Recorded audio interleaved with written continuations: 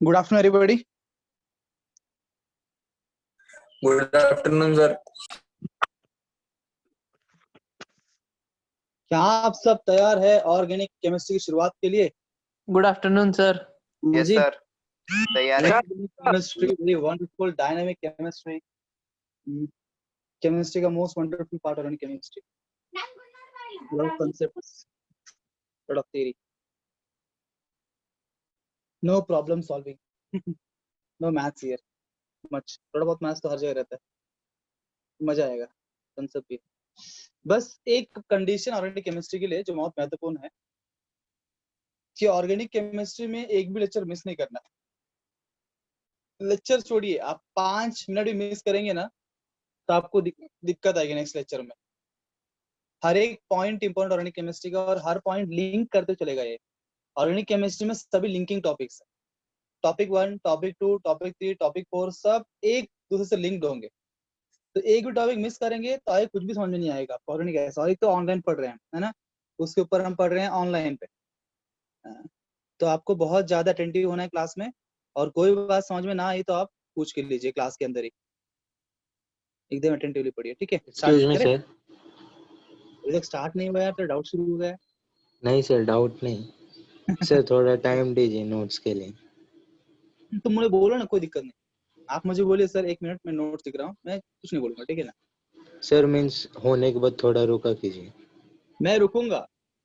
ठीक है सर। अतर्व क्या बोलता पता है? अतर्व बोलता सर हो गया सर, आगे बढ़ो, फिर आगे बढ़ते रहते। I will try. सर मैं अकेला थोड़ी ना होता सर। सर वो स्क्रीनशॉट लेता है सर अतर। नहीं, मैं नोटबुक में लिखता हूँ। अरे मैं एग्जांपल दे रहा हूँ यार, अतर्व मतलब अतर्व एग्जांपल दे रहा हूँ। तो जिसका भी कोई दिक्कत हो लिखने का तो आप मुझे बोलिए, सर लिखना है। ठीक है, स्टार्ट करते हैं। ठीक है, ऑर्गेनिक केमिस्ट्री, लेट्स स्टार्ट।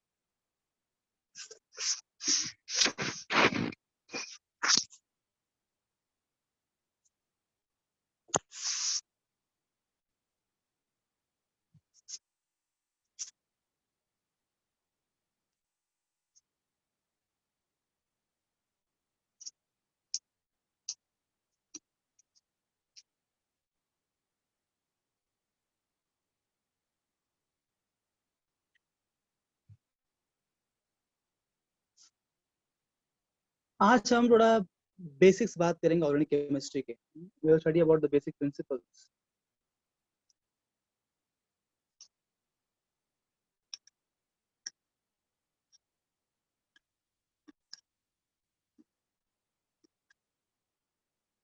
छोटे छोटे बातें हम करेंगे ऑर्गेनिक केमिस्ट्री के अंदर। स्टार्ट करेंगे शुरुआत, कुछ बेसिक बैकग्राउंड बात करेंगे, कुछ सिंपल पॉइंट्स बात करेंगे, ऑर्गेनिक केमिस्ट्री का बेस बनाएंगे स्लाइटली। बिगिनिंग विद दैट, सबसे पहले तो ऑर्गेनिक केमिस्ट्री क्या है? Organic chemistry is the branch of chemistry, it is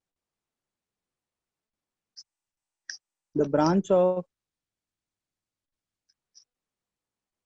chemistry which deals with the study of carbon compounds। तो आपने 10th में पढ़ा होगा ना, कार्बन एंड इट्स कंपाउंड्स करके चैप्टर था। सर हाँ जी सर, चैप्टर का नाम क्या है? आपको स्क्रीन दिख रहा है क्या? Yes sir. मैं बोल रहा हूँ हम पढ़ेंगे basic principles of organic chemistry. Okay sir. ठीक है, नीड नॉट भी ऐसा कोई चैप्टर एनसीईआरटी में है कि नहीं मुझे पता नहीं। जो एनसीईआरटी में चैप्टर है वो समझने के लिए पहले उसे बेसिक्स बताना चाहिए ना। Okay, I will not, because organic में ना एनसीईआरटी को एग्जैक्टली फॉलो नहीं कर सकते हैं, बिकॉज एनसीईआरटी हो या स्टेट बोर्ड बुक हो, उसके अंदर जो है कंप्लीट डिटेल्ड वर्जन में ऑर्गेनिक केमिस्ट्री दिया हुआ नहीं है। ठीक है, तो ऑर्गेनिक केमिस्ट्री जेई लेवल तक डिटेल में वहां पे नहीं दी है। NCERT is not sufficient. तो बहुत कुछ दिया भी है, पर स्टार्टिंग में बेसिक थोड़ा सा हम वहां पे नहीं भी दिया होगा। जो सीक्वेंस में पढ़ा रहा हूँ चलते रहिए, सीक्वेंस में क्या होगा आपका एनसीईआरटी का कवर हो जाएगा और थोड़ा जे लेवल तक भी हम जाएंगे। Okay sir. तो ऑर्गेनिक केमिस्ट्री क्या है? जो कार्बन कंपाउंड को स्टडी करने की केमिस्ट्री वही ऑर्गेनिक केमिस्ट्री है। 10वीं में आपने पढ़ा होगा कार्बन कार्बन कंपाउंड्स करके, है ना, जहाँ पे आपने अल्केन्स अल्केन्स अल्काइंस वगैरह देखा होगा, फिर कुछ फंक्शनल ग्रुप्स भी आपने देखा होगा, है ना। तो वही सारी बातें शुरुआत से हम करेंगे डिटेल में। Actually something called vital force theory, मेरा एक थ्योरी था पहले, vital force Yes, theory. sir. पता है आपको? Sir, it is a special force which is inside our body to make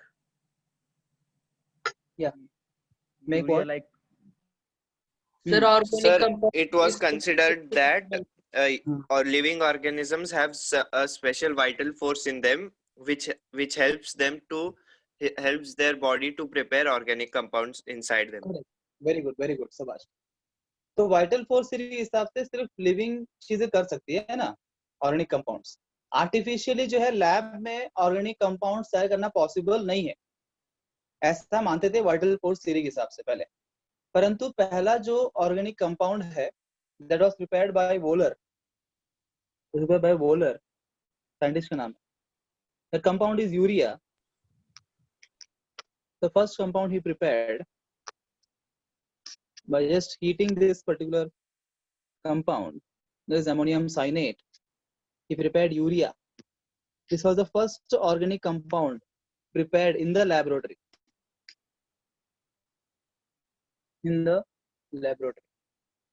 जबकि वाइटल फोर्स थ्योरी के हिसाब से पहले मानते थे कि ये पॉसिबल नहीं है, परंतु वोलर ने पहली बार ये कर दिखाया, यूरिया बनाया जस्ट हीटिंग करके। इसमें रीअरेंजमेंट होता है। द फर्स्ट कंपाउंड थ्योरी हम बात कर रहे हैं। क्वेश्चन एग्जाम में आ गया, पहला ऑर्गेनिक कंपाउंड लैबोरेटरी में किसने तैयार किया? वोलर ने तैयार किया।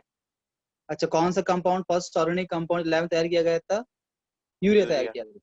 ठीक है, उनके रेस्पेक्टिव एलिमेंट्स है। अगर हम बात करें एलिमेंट्स है, अभी यहाँ पे सिर्फ रीअरेंजमेंट हुआ है, रिएक्शन नहीं हुआ है ना, केमिकल रिएक्शन नहीं हुआ है, रीअरेंजमेंट कंपाउंड करके बनाया गया है। केमिकल रिएक्शन करके रेस्पेक्टिव एलिमेंट से तैयार किया गया। तो पहला कंपाउंड था CH3COH, acetic acid. This was the first organic compound prepared in the laboratory with its elements. Note कर रहे हैं ना बातों को आप? पॉइंट वाइज लिखते जाइए आप, bullet points. This was the इसको फर्स्ट। repeat पिछला कौन सा था? यहाँ पे first organic compound prepared in the laboratory was urea and by Wohler। पर यहाँ पे ये रिएक्शन में आप लिखिए, जहाँ आप लिखा ये बेसिकली आप देख रहे हैं यहाँ पे कोई केमिकल रिएक्शन नहीं हो रहा है, यहाँ बस केमिकल रीअरेंजमेंट हो रहा है। ये कंपाउंड इसमें कन्वर्ट हो रही है हीट करने पे। और उनके एलिमेंट्स है, जो पहला ऑर्गेनिक कंपाउंड जो बनाया गया था उसके एलिमेंट्स, जैसे यहाँ पे कार्बन है, हाइड्रोजन, ऑक्सीजन है, उनके रेस्पेक्टिव एलिमेंट से केमिकल रिएक्शन परफॉर्म करके जो पहला ऑर्गेनिक कंपाउंड लैब में बनाया गया था वो था CH3COH, acetic acid. And the scientist who prepared this was coal.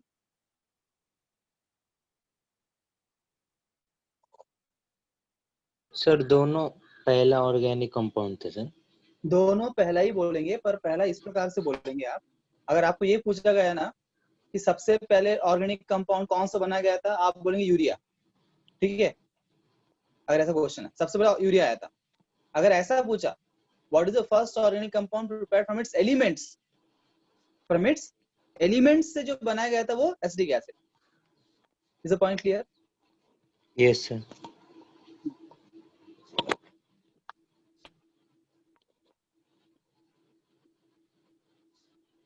The second organic sir एक बार कंपाउंड। सर हाँ जी, सर पीछे वाली स्क्रीन दिखाने के बार स्लाइड दिखाना पीछे वाली।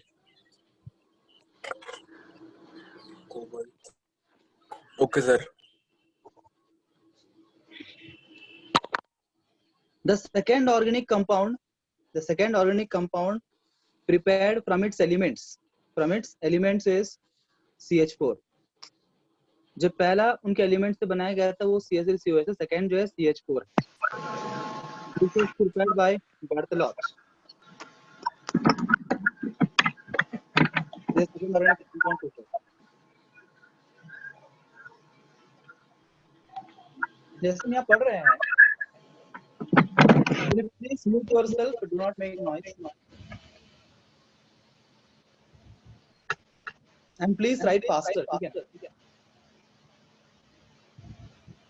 देखिए जैसे हम पढ़ रहे हैं organic chemistry is the, please mute sir आपकी आवाज इको कर रही है। इको इसलिए भी आप म्यूट करिए अपने आप। जब किसी को कुछ बोलना हो तभी अपने आप को अनम्यूट करने का, ठीक है?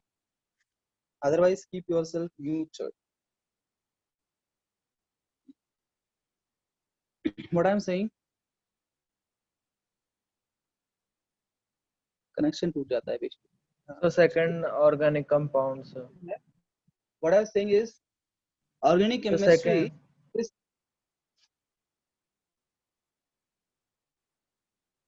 क्या बोल रहे हो?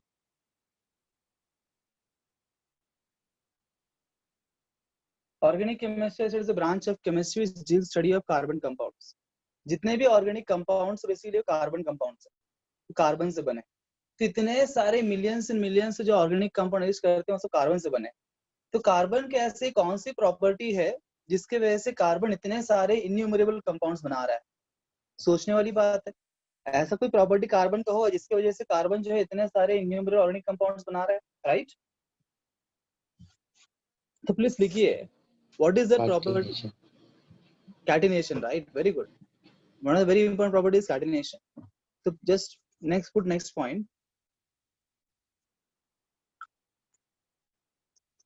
The ability of carbon atom to form long chains or rings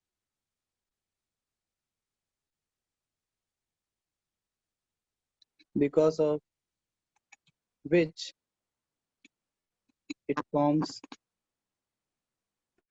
innumerable organic compounds is because of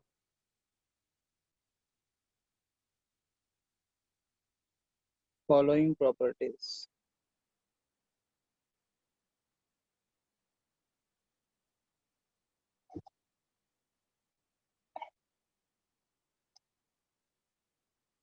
जैसा अपने को एक मित्र ने बोला, सबसे इंपॉर्टेंट प्रॉपर्टी जो है उसमें से है catenation.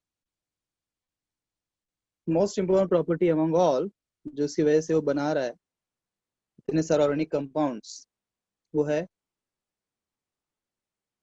catenation property. It has a maximum catenation capacity, very high catenation capacity. It is because of the catenation capacity the carbon has.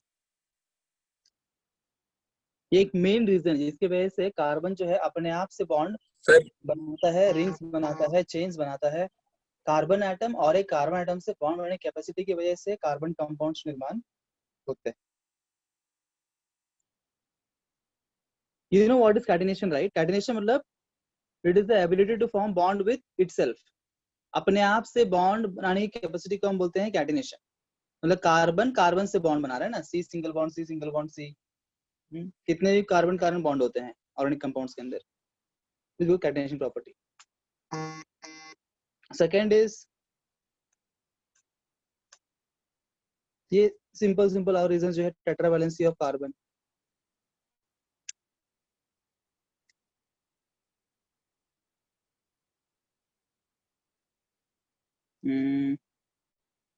ability to form multiple bond, उसकी वजह से अल्कीन्स, अल्काइंस और बहुत सारे कंपाउंड्स बनते हैं। Double bond triple bond की ability भी है कार्बन के पास। ये उसकी मेन रीजन इसकी वजह से कार्बन जो इन्यूमरेबल कंपाउंड्स फॉर्म करता है। लिख लिया ये पॉइंट आपने? सर एक बार एक्सप्लेन करना सर, बी और सी को। किसको? बी और सी पॉइंट को एक्सप्लेन करना सर। टेट्रावैलेंसी ऑफ कार्बन समझते हो आप? Tetravalency means carbon has valency of 4। Tetravalent means उसका वैलेंस इलेक्ट्रॉन्स जो है 4, ठीक है ना? तो इसके फायदे क्या हैं आपको समझेंगे जब हम कार्बन कंपाउंड्स पढ़ेंगे, जिसके वजह से वो बिकॉज जितने भी ऑर्गेनिक कंपाउंड्स है ना, तो उनका हाइब्रिडाइजेशन जो है या तो sp होता है, हमने केमिकल बॉन्डिंग पढ़ लिया है ना, यस सर।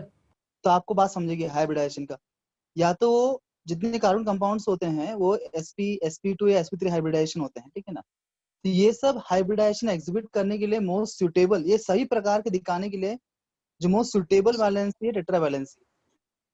तो 4 इलेक्ट्रॉन्स की आवश्यकता है और कार्बन का साइज विद दिस 4 इलेक्ट्रॉन्स, और जो शेप वो बनाता है या तो वो लीनियर बनाएगा sp हाइब्रिडाइजेशन है तो, sp2 है तो ट्रायगोनल प्लेनार बनाएगा, टेट्राहेड्रल बनाएगा। ये जो डिफरेंट शेप्स की ज्योमेट्री दिखाता है, ये जो है मॉलिक्यूल का स्टेबिलिटी को बनाए रखता है। अगर ज्यादा इलेक्ट्रॉन्स भी हो गए तो क्राउडीनेस ज्यादा हो जाएगा, it will more crowded, it will more crowded.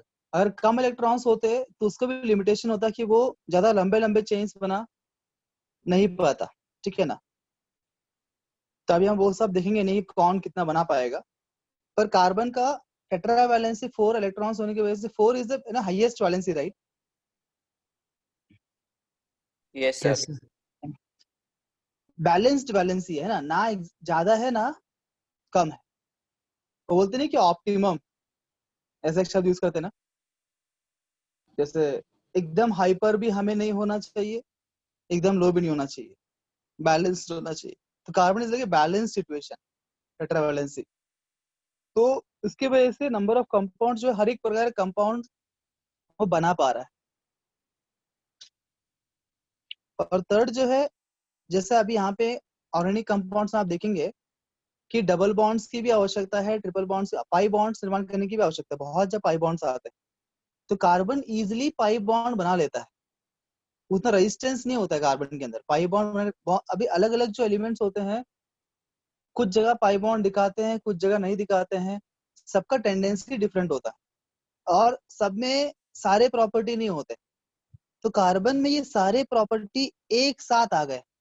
जैसे ऑक्सीजन है, ठीक है ना, आप बोलेंगे ऑक्सीजन क्यों नहीं, ऑक्सीजन जो है उसके अंदर कैटिनेशन प्रॉपर्टी नहीं है, पाई बॉन्ड बनाता है पर वो एक ही पाई बॉन्ड बनाएगा, एक सिंगल बनाएगा, लिमिटेशन है उसका। तो ज्यादा लंबा चेन से नहीं बना पाएगा, और कैटिनेशन प्रॉपर्टी तो खुद के अंदर उतना है नहीं, है ना। तो हर एक एलिमेंट कहीं ना कहीं लिमिटेशन आता है, कोई ना कोई पॉइंट जो है मिसिंग रहता है, पर कार्बन के अंदर सारे पॉइंट एक साथ अवेलेबल हो गए, जिससे कारण जो है कार्बन ऑर्गेनिक कंपाउंड्स बना पा रहा है, ठीक है। Is it okay? Yes, sir. Moving ahead, अब जो ये कार्बन है, कार्बन कंपाउंड्स के अंदर इस कार्बन का स्टेट कैसे होता है, बिकॉज अभी हमने जैसे बोला ऑलरेडी हमने प्रीवियस चैप्टर्स पढ़ लिया है। हमने क्या क्या पढ़ा चैप्टर्स, ये पढ़ा atomic structure, periodic properties, chemical bonding. ये 3 महत्वपूर्ण चैप्टर हमने पढ़ लिए, बिकॉज इसके जो चीजें हैं फंडे हर जगह काम आते हैं। अभी ऑर्गेनिक में भी पढ़ेंगे, देखो अभी हम ये पढ़ लिए हैं तो ये समझ के मैं अभी जो बताऊंगा आपको समझ में आएगा। हाँ, यहाँ पे जो पढ़ा हमने वहाँ थोड़ा थोड़ा यहाँ पे यूज करने वाले हैं। जैसे कार्बन कार्बन जो कंपाउंड्स होता है उसके अंदर कार्बन का electron, generally carbon electronic configuration क्या होता है जी, what is the electronic configuration of carbon? एक नॉर्मल कार्बन का अगर मैं बात करूं, इसको बोलेंगे ground state electronic configuration. 2,4. 2,4.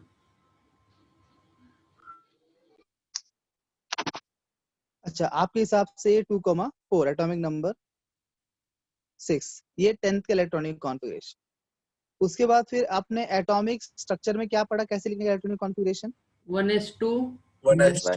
2s2 2p2 2p2. 2p2. Correct, very good. तो ये इलेक्ट्रॉनिक कॉन्फ़िगरेशन। अब हमने ये भी पढ़ा था कि ये जो होते हैं 2p, p में 3 टाइप के ऑर्बिटल्स होते हैं, राइट। अभी हम एक कदम और आगे बढ़ेंगे, जब एक कदम और आगे बढ़ने वाले, देखो अगर इसको हम ऑर्बिटल वाइज लिखते हैं, हम जानते हैं कि p में कितने ऑर्बिटल्स है? 3. 3। कौन कौन से? x, px, px py pz। Yes, p subshell में 3 टाइप के ऑर्बिटल्स होते हैं, px py pz। अगर हमें कोई ये पूछ ले कि वो ये जो 2 इलेक्ट्रॉन है ना, वो 2 इलेक्ट्रॉन कहाँ पे है, वो px में है, py में है, pz में है। अगर हमें बनाना पड़े इसको, हम कैसे बनाएंगे इसको, डायग्राम बनाएंगे तो ऐसे बनाएंगे ना, मैंने बोला तो बॉक्स बॉक्स बनाते हैं, है ना, S के लिए एक बॉक्स, P के लिए 3 बॉक्स। तो कैसे भरेंगे, यहाँ पे एक और यहाँ पे एक भरेंगे, 2 है तो। Yes sir. हमने how to write electronic configuration पढ़ा था और पॉली ने हमको बताया था सिंगल सिंगल भरने का, है ना। अब कोई हमसे ये पूछे कि ये जो 3 ऑर्बिटल है, हम जानते हैं एक px होता है, एक py, एक pz होता है, पर कौन सा इलेक्ट्रॉन किसके अंदर है ना। तो ऑफ कोर्स लॉजिकली हम नहीं बोल सकते हैं, यहाँ मैं आपको बताता हूँ एग्जैक्टली इलेक्ट्रॉन कहाँ पे होता है।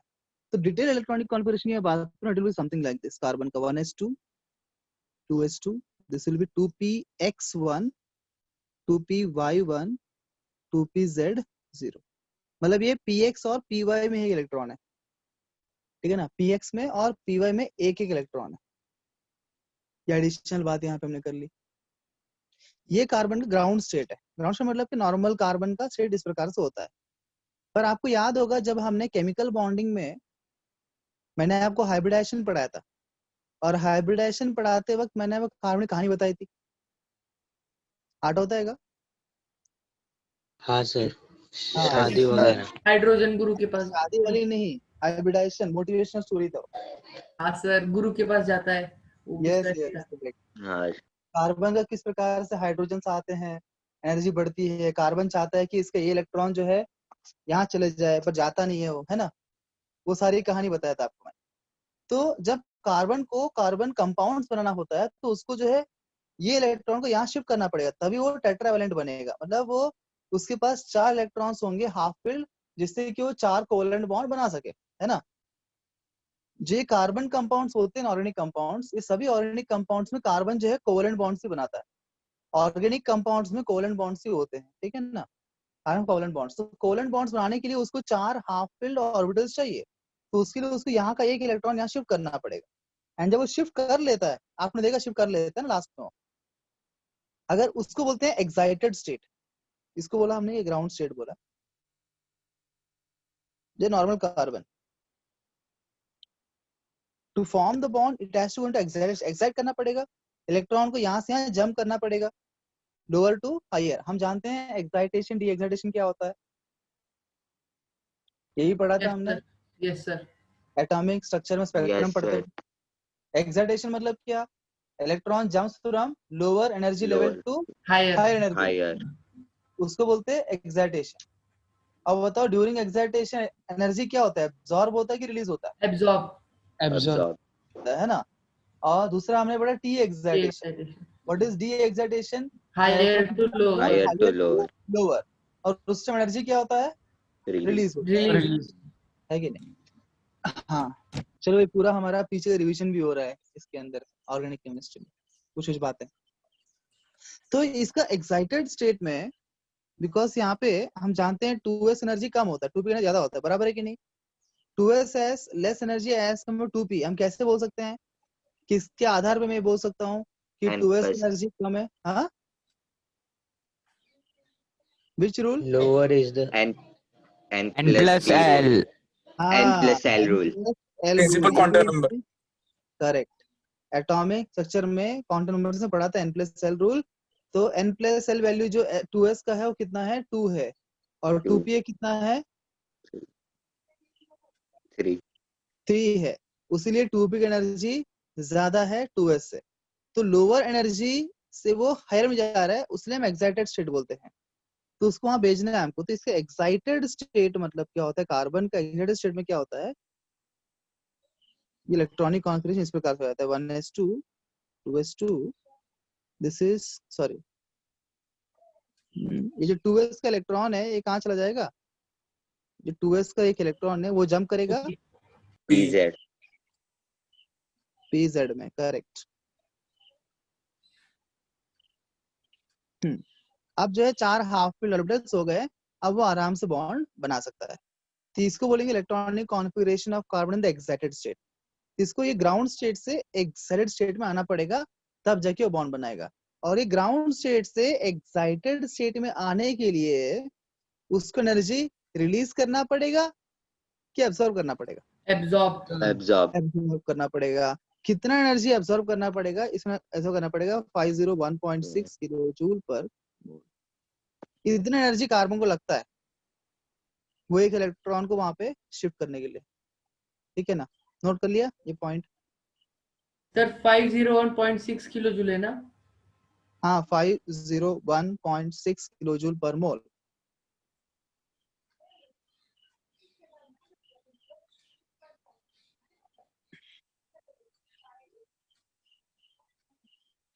सर ये पॉइंट नहीं समझा लास्ट वाला। लास्ट मतलब क्या? सर वो मीन्स वैल्यू दे जिसकी, वो क्या वैल्यू है क्या? वो कार्बन का इलेक्ट्रॉन जो है 2s से 2p के अंदर गया ना, देखा आपने? यस। यहाँ पे वो जो इलेक्ट्रॉन कहाँ चला गया है, 2z में चला गया है ना, 2pz में। तो 2s एनर्जी कम होता है ना, देखा n+l रूल से हमने, 2s यस एनर्जी कम होता है, 2p का ज्यादा होता है। तो लोअर एनर्जी से वो हायर में जंप किया उसने, तो लोअर से हायर में जंप करते वक्त वो एनर्जी एब्जॉर्ब करेगा ना। यस।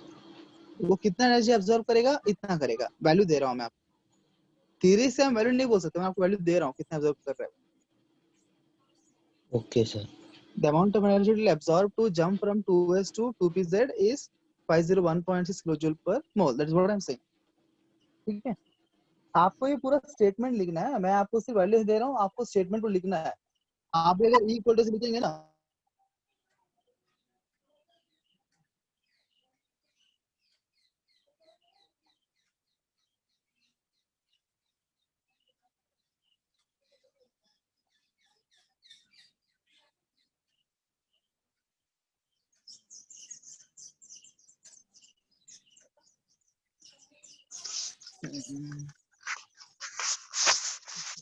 Done sir.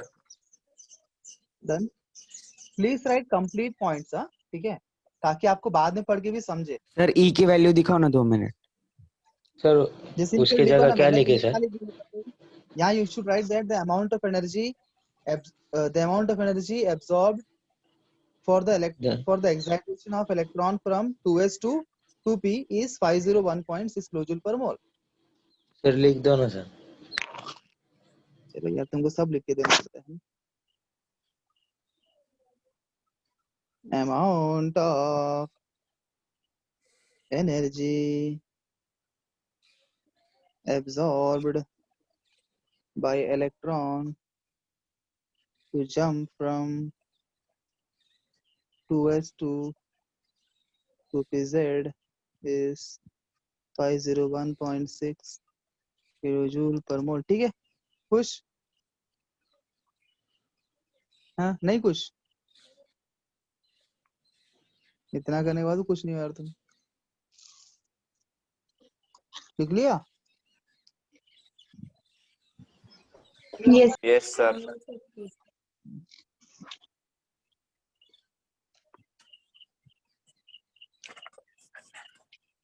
जितने भी ऑर्गेनिक कंपाउंड्स कार्बन बनाएगा ना, लिख देता हूँ, फिर बोलेंगे से लिख के दो।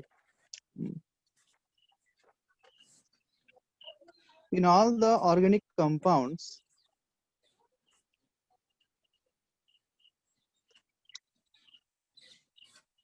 carbon will show sp, sp2 और sp3 हाइब्रिडाइजेशन। तो या तो कार्बन अपने sp हाइब्रिडाइज स्टेट में होगा, या sp2 स्टेट में होगा, या sp3 दिखाएगा, तीनों ही दिखाएगा बस। जितने भी ऑर्गेनिक कंपाउंड्स होंगे हर जगह पे कार्बन का ये तीन ही हाइब्रिडाइजेशन पॉसिबल है, sp, sp2 और sp3। ओके, क्योंकि देखो कार्बन तो मैक्सिमम सिर्फ 4 ही bond 1 possible. Minute sir.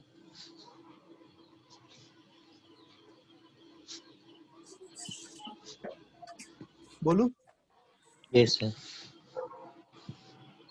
Carbon को जो है ना मैक्सिमम सिर्फ 4 ही बॉन्ड पॉसिबल है। ओके, बराबर है ना? कार्बन सिर्फ 4 बॉन्ड बना सकता है, बिकॉज उसका आउटर मोस्ट में 4 इलेक्ट्रॉन्स है, राइट? अरे यस हाँ सर, यस यार, सर। ये एक पॉसिबिलिटी है कि कार्बन चारों के चारों सिंगल बॉन्ड बनाए, है ना? Possibility 1 is carbon forms all single bonds. Yes sir. Second possibility is carbon ने क्या कर लिया, एक डबल बॉन्ड बना लिया और 2 सिंगल बॉन्ड बना लिया। है ना। और क्या पॉसिबिलिटी है, कार्बन ने 2 डबल बॉन्ड बना लिए, सब जगह 4 ही बॉन्ड बन रहा है ना, 4 ही पॉसिबल है। और Yes. क्या पॉसिबिलिटी है, कार्बन ने एक ट्रिपल बॉन्ड और एक सिंगल बॉन्ड बना लिया, ये 4 ही पॉसिबिलिटी थे कार्बन के लिए, और कोई Yes. पॉसिबिलिटी है क्या? No, sir. हाँ सर। नहीं। अब बताइए पहले वाले केस में इसका हाइब्रिडाइजेशन क्या होगा? हाइब्रिडाइजेशन निकालने के लिए हम क्या देखते हैं, हम देखते हैं sigma number of bond loan plus pair, lone pair. Number of sigma. Any of this case carbon के ऊपर लोन पेयर तो नहीं है कहीं भी, तो हमको सिर्फ बात नंबर ऑफ सिग्मा करना है। कितने सिग्मा बॉन्ड है यहाँ पे फर्स्ट केस sp3 में? 4 4 सिग्मा है, और 4 सिग्मा है, मतलब यहाँ पे क्या होगा, ये sp3 जब कार्बन चारों सिंगल बॉन्ड बनाएगा तो उसका हाइब्रिडाइजेशन जो है sp3 होगा। और इसका जो शेप है, शेप कैसा होगा? tetrahedral टेट्राहेड्रल होगा। और इसमें बॉन्ड एंगल क्या होगा? टेट्रा का बॉन्ड एंगल 109.26। होता है 109.28।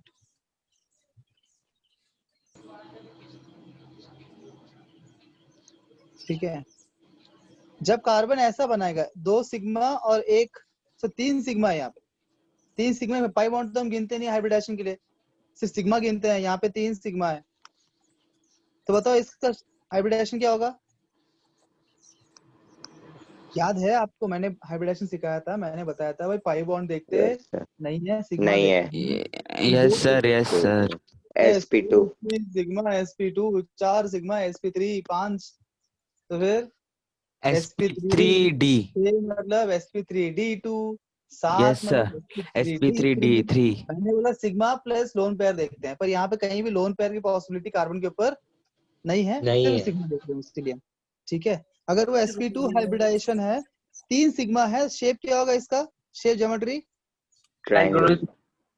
Trigonal trigonal planar, planar. है ना। 3 मतलब ट्राइगोनल प्लेनार शेप होगा। और शेप ट्राइगोनल प्लेनार हो तो बॉन्ड एंगल क्या होगा? Bond angle will be 120 120। Degree. Note कर रहे हैं ना? Yes sir. अब यहाँ पे इस वाले केस में देखो कितने सिग्मा है यहाँ पे? 2 2 सिग्मा, सिग्मा 2 ही सिग्मा है, तो इसका हाइब्रिडेशन क्या होगा? sp sp sp hybridisation, sp hybridisation है तो शेप कैसा होगा इसका? Linear linear. Plane. linear bond angle क्या होगा? 180 डिग्री। 180 degree 180 degree. चौथे वाले केस में देखो तो कितने सिग्मा? यहाँ भी 2 ही सिग्मा है, सेम है ये दोनों केस, यहाँ भी 2 ही सिग्मा है, तो ये भी sp होगा, लीनियर होगा, 180 डिग्री होगा। ठीक है, तो मतलब कुल मिला के आप देख रहे हैं कार्बन या तो sp बनाएगा, या तो sp2 बनाएगा, sp3 बनाएगा। sp3 बनाएगा तो वो टेट्राहेड्रल होगा, उसका बॉन्ड एंगल 109.328 मिनट होगा। और वो sp2 होगा तो फिर 120 डिग्री ट्राइगोनल प्लेनार होगा। sp होगा तो लीनियर 180 डिग्री बॉन्ड एंगल होगा। किसी को दिक्कत? No no sir. sir लिख लिया क्या? Yes sir.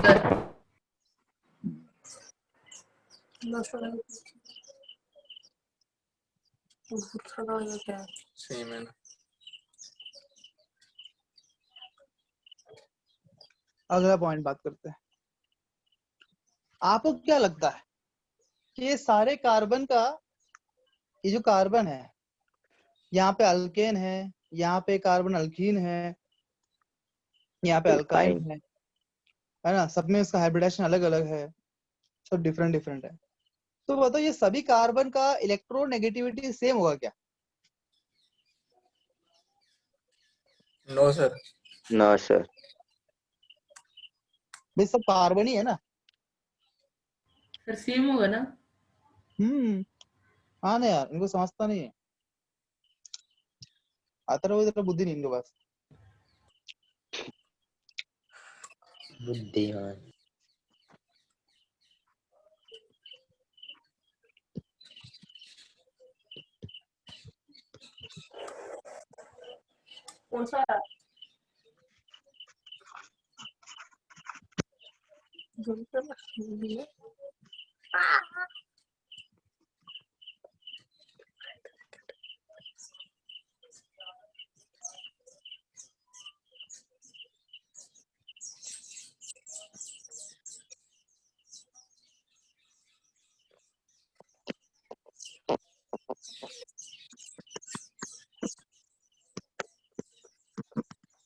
सर मुझे हवा में क्यों उड़ाया सर फिर?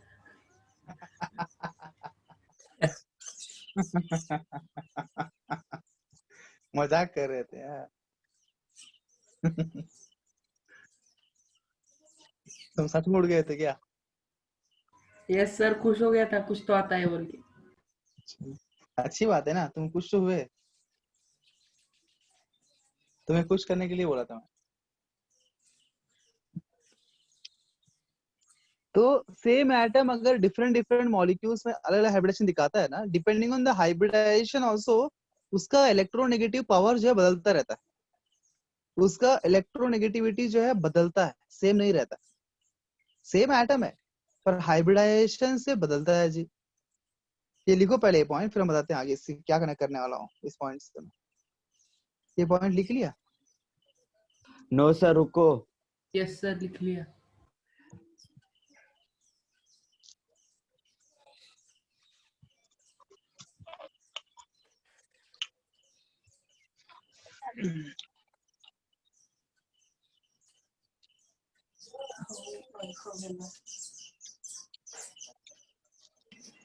सर इलेक्ट्रोनेगेटिविटी मतलब? ये लो, कौन है भाई ये सब? सर नाम न्यू क्या? एडमिशन। अच्छा न्यू एडमिशन है क्या? Yes sir. न्यू मतलब कितनी न्यू है तुम? सर अभी मंडे आई थिंक। तुम मंडे को पैदा हुई अभी जस्ट? एडमिशन अभी लिए। अच्छा मंडे को एडमिशन लिया। Yes sir. Electronegativity is property हर एक एलिमेंट का रहता है, जिसमें डेफिनेशन बोलता हूं मैं। It is tendency to attract the bond pair या shared pair electron to itself. Electrons को अपनी ओर खींचने की शक्ति को बोलते हैं इलेक्ट्रोनेगेटिविटी, ठीक है ना? यस जैसे सर। मान लीजिए हाइड्रोजन और ऑक्सीजन है, उन्होंने आपस में बॉन्ड बनाया, तो हाइड्रोजन और ऑक्सीजन में अधिक ताकतवर कौन है? ऑक्सीजन है, ठीक है ना? जो नॉन मेटल्स होते हैं ना, उनके अंदर इलेक्ट्रॉन लेने की क्षमता है, they want to take electron. और उसके अंदर भी सबका डिफरेंट डिफरेंट वैल्यूज रहता है। जैसे पीरियड टेबल के अंदर सबसे अधिक इलेक्ट्रोनेगेटिव कौन है? डॉन कौन है? फ्लोरीन है। द मोस्ट इलेक्ट्रोनेगेटिव मतलब क्या, उससे एक इलेक्ट्रॉन चाहिए ना, तो सबसे अधिक इलेक्ट्रोनेगेटिव है। हर एक का रहता है एक इलेक्ट्रोनेगेटिव वैल्यूज, ठीक है? मेटल्स इलेक्ट्रो पॉजिटिव होते हैं, they want to give electron and this will want to take electron. तो टेक इलेक्ट्रॉन की कितनी टेंडेंसी है, इलेक्ट्रोनेगेटिविटी बोलते हैं उसको शॉर्ट में, ठीक है? हाँ यस सर। यस। आपको ना पिछले जो लेक्चर्स है ना, पीरियोडिक प्रॉपर्टीज वाले, ये तीनों चैप्टर जो पहले हो चुके हैं ना, बहुत इंपॉर्टेंट है। हाँ अगर वो यस आप नहीं समझेंगे ना तो ये कुछ भी नहीं समझ में आएगा। तो इसलिए वो लेक्चर्स वगैरह आप देखिए, ठीक है? Okay sir. रिवीजन सेशंस भी है ना, तो उससे अटेंड करेंगे ही करेंगे। पर हाँ वो वीक में 2 दिन होता है, उससे पहले आप कुछ ऐसे कंसेप्ट है जो पता होना ही चाहिए। जो भी न्यू एडमिशन आप आए हैं ना, आपको बोलता हूँ, जब आप don't wait for the revision classes, उसमें तो पूरी डिटेल सब पढ़ा रहे हैं पूरे चैप्टर। पर कुछ कंसेप्ट जैसे कि इलेक्ट्रॉनिक कॉन्फ़िगरेशन, एटॉमिक स्ट्रक्चर में इलेक्ट्रॉनिक कॉन्फ़िगरेशन टॉपिक है, ये पता होना चाहिए। मतलब शेल सबशेल के बारे में, इलेक्ट्रॉनिक कॉन्फ़िगरेशन, शेल सबशेल, उसे पढ़ाया गया है। वो एक, बाकी सब आपने 1 साल बाद पढ़ेंगे तो कोई दिक्कत नहीं है, वो कनेक्टिंग टॉपिक्स नहीं है, सिर्फ उस चैप्टर का है। पर कुछ टॉपिक सब जगह कनेक्ट होते हैं, ये पढ़ना चाहिए। पीरियोडिक प्रॉपर्टीज में सारे प्रॉपर्टीज में जैसे इलेक्ट्रोनेगेटिविटी ये पढ़ो, ये क्या है? इलेक्ट्रॉन एफिनिटी क्या है पढ़ो, आयनाइजेशन एंथैल्पी क्या है पढ़ो, है ना? कम से कम ये 3 तो पढ़ लो। और एक और है आयोनिक रेडियस, ये 4 प्रॉपर्टी क्या है समझ लो। ये मिनिमम उस चैप्टर इतना पता होना चाहिए, that is the base of chemistry. वैसे केमिकल बॉन्डिंग के अंदर जो है आप हाइब्रिडाइजेशन पढ़ो, हाइब्रिडाइजेशन पता होना चाहिए। हाँ, फिर ज्योमेट्री एंड शेप्स पढ़ो, इतना बस। आपको कम से कम ये पिछले 3 चैप्टर में इतना भी ठीक से आता है ना, तो भी आगे चैप्टर से आपको समझ में आएंगे, इससे कनेक्ट करते हो टॉपिक्स। बाकी सारे टॉपिक उतना मतलब ज्यादा कनेक्ट नहीं करते हैं, तो ये टॉपिक्स कंपलसरी पढ़ना है, ठीक है ना? ठीक है, anyway, आगे बढ़ता हूँ। Yes, sir. जितने तो उनके लिए मैंने बोला, वो टॉपिक्स आप करके लीजिए, वो टॉपिक से लेक्चर्स रहेंगे ऑलरेडी, आप देख लीजिए लेक्चर्स। कोई दिक्कत है तो मुझे आप बोल सकते हो, मैं आपको समझा दूंगा। आगे बढ़े। अब देखो मैंने क्या बताया आपको, मैंने बताया कार्बन का जो है हाइब्रिडाइजेशन बदलने से उसका इलेक्ट्रोनेगेटिविटी बदल जाएगा, ठीक है। तो बदल जाएगा मतलब अब अगला मुद्दा है कि वो इलेक्ट्रोनेगेटिविटी हाइब्रिडाइजेशन में डिपेंड है, किस प्रकार डिपेंड है, अगला पॉइंट लिखिए उसे कनेक्ट करते हुए। Greater is the S character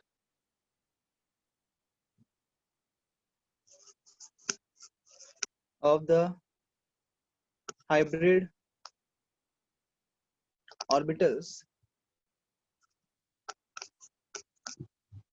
greater is the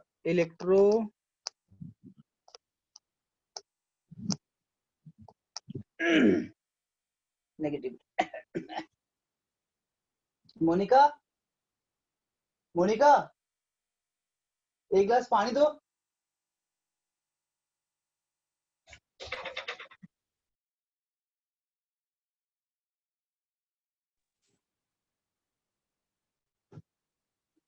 जितना S कैरेक्टर ज्यादा होगा उतना इलेक्ट्रोनेगेटिविटी ज्यादा होगा।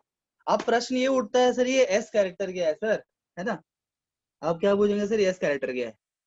आप देख रहे हैं ना सभी हाइब्रिडाइजेशन में Sb और Pb है, sp sp2 है ना, ये सब के अंदर S ऑर्बिटल इन्वॉल्व है। यस तो सर। प्रश्न उठता है कि किसके अंदर सबसे ज्यादा S का परसेंटेज है। जिसमें ज्यादा S परसेंटेज है, ऑर्बिटल्स की इन्वॉल्वमेंट S से ज्यादा है, उतना उस पर्टिकुलर एटम का हाइब्रिडाइजेशन जो है ज्यादा, मतलब इलेक्ट्रोनेगेटिविटी ज्यादा होगा। तो can you find the S character here, percentage S character.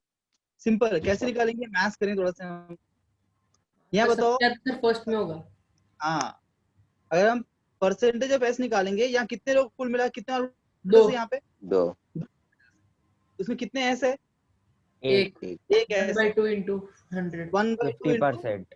है ना, कितना हो जाएगा ये 50%। Yes sir. बताओ यहाँ कितने S है, 1/3 into 100।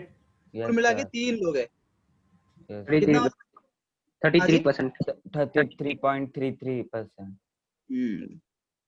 यहाँ बताओ कैसे निकालेंगे, 1/, 25%। सबको समझ में है कैसे निकालने का percentage S character. Yes sir. अरे रुकना सर, एक बार एक्सप्लेन करना क्या बोले, सर, एक बार एक्सप्लेन करना वापस। नाम बताइए आपका। सर शिवम सर, sp3 वाला सिर्फ। sp3 sorry Shivam, yes sir. तुम्हें S हो, ठीक है, S for Shivam, S for a S orbital. मान लो तुम्हारे क्लास में 3 लड़कियां हैं, तुम एक लड़के हो, ठीक है, 3 लड़कियां और तुम एक लड़का। मैं पूछूंगा तुम्हारे क्लास में what is the percentage of boys, तुम क्या बोलोगे।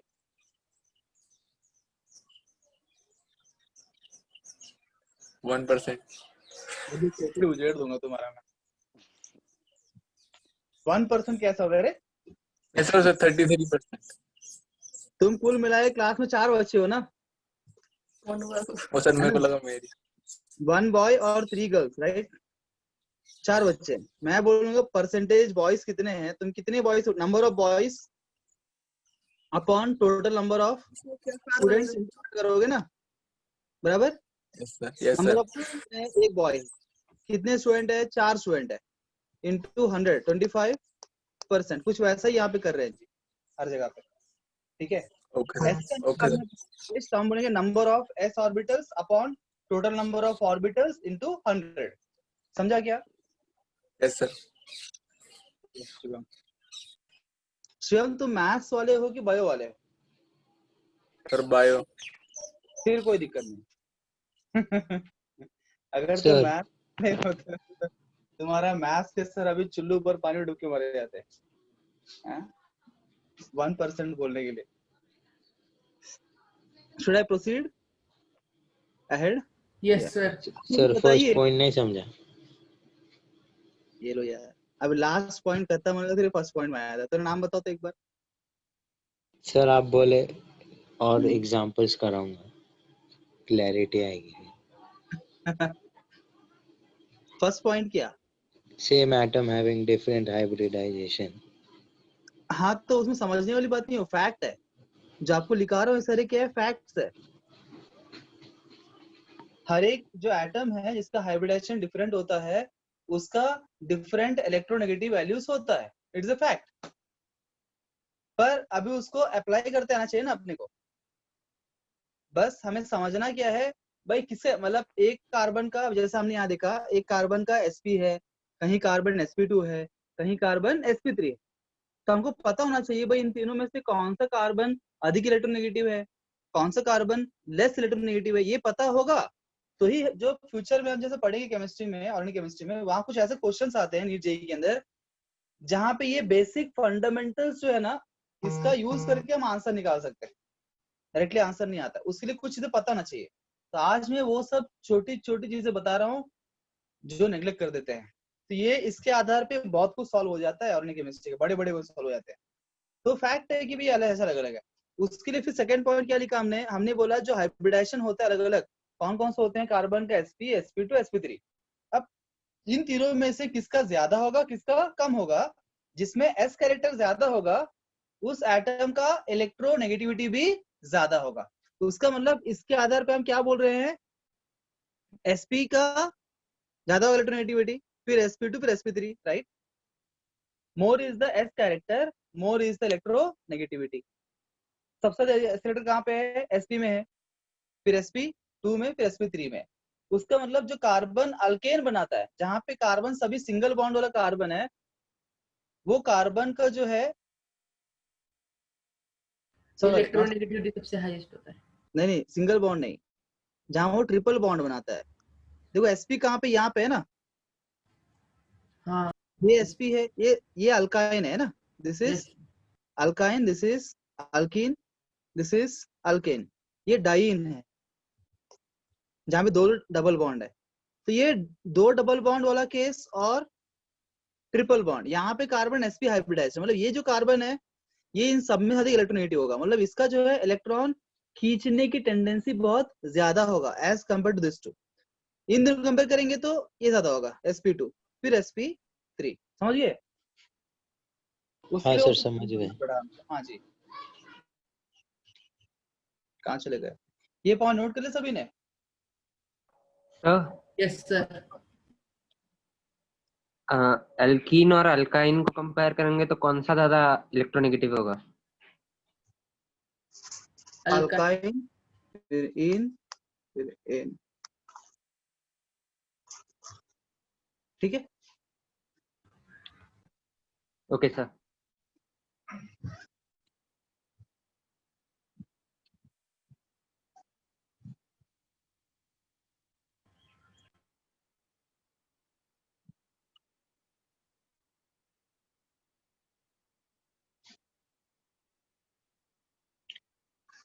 ठीक है, अभी हम डायरेक्टली अभी स्टार्ट करते, कुछ बेसिक बातें हो गई। We will start with the classification of organic compounds. Put next heading.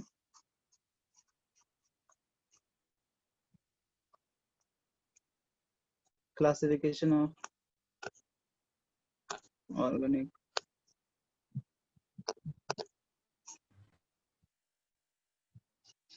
compounds. Start करते हैं अभी आपका GOC. Let us classify organic compound. पहले आप चार्ट बना लीजिए, फिर चार्ट पे हर एक वन बाय वन पॉइंट हम एक्सप्लेन करते हैं। ओवरऑल एक फ्लो चार्ट बनाते हैं।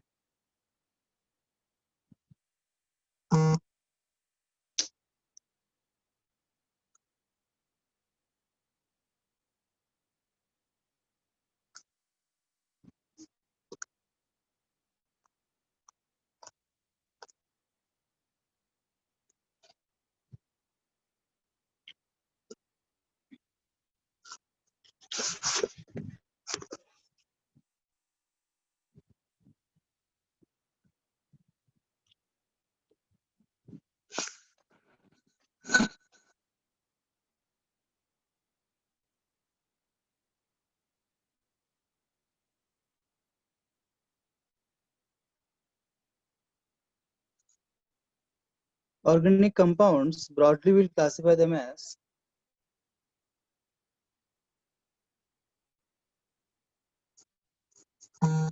acyclic, या फिर इनको हम बोल सकते हैं ओपन चेन,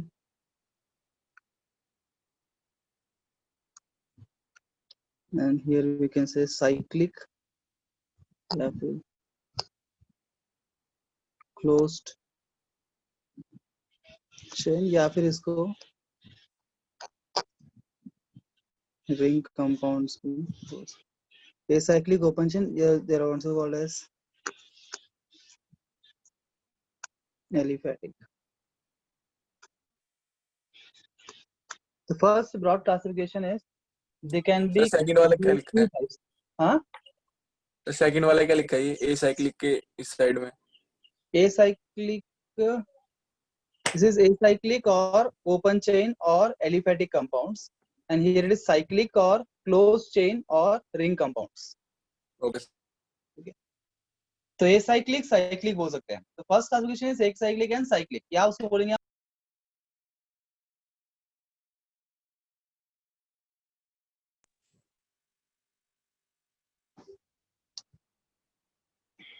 ये पहला क्लासिफिकेशन. पहले पूरा डायग्राम बना लीजिए, फिर मैं हर एक चीज आपको समझाता हूँ सिंगल सिंगल एग्जांपल देके. This acyclic compounds, aliphatic compounds can again be classified in two types.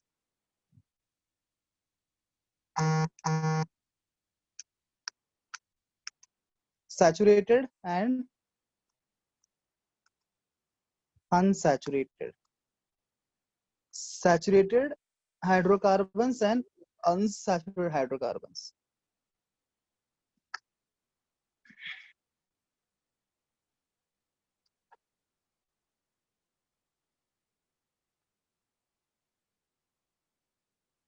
Saturated hydrocarbons, मतलब basically they are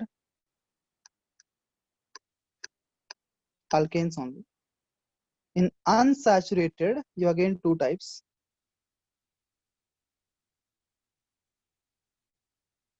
Alkenes and alkanes. Done हो गया यहाँ तक? Yes, sir. No, सर वो no, sir. अल्काइन होना चाहिए ना. Yes, sir.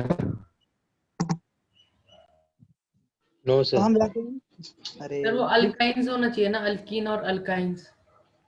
Right right, alkyne ही, alkane लिख दिया इसमें. Correct, good. Alkenes and alkynes. Please write faster. नहीं तो फिर एक साल में ऑर्गेनिक केमिस्ट्री करता है. Organic chemistry very vast. Okay, sir. Done. वाला फटाफट. Sir done. वेरी गुड, शाबाश. अब आते हैं हम cyclic compounds classification. Cyclic compounds can be classified here into two broad classifications we have. We can classify into two types. They can be classified as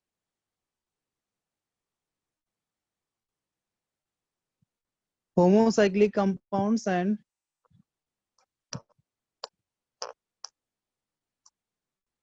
heterocyclic compounds.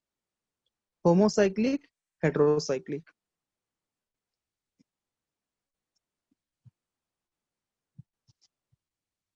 These homocyclic compounds can be further classified as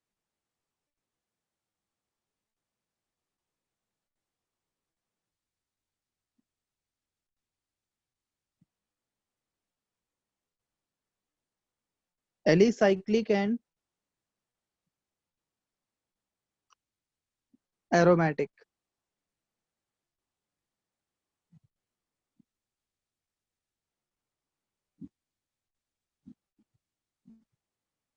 Alicyclic and aromatic.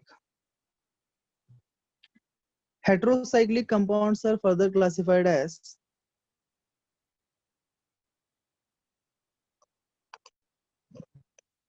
aromatic and non-aromatic.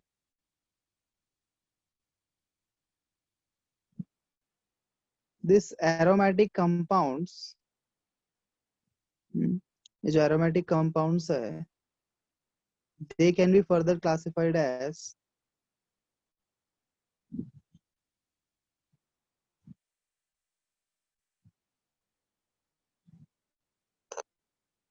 benzenoids and non benzenoids. ये छोटा सा classification है organic compounds का. Sir वो aromatic और अच्छा दो दो ठीक है. दोनों एरोमेटिक ही है ना.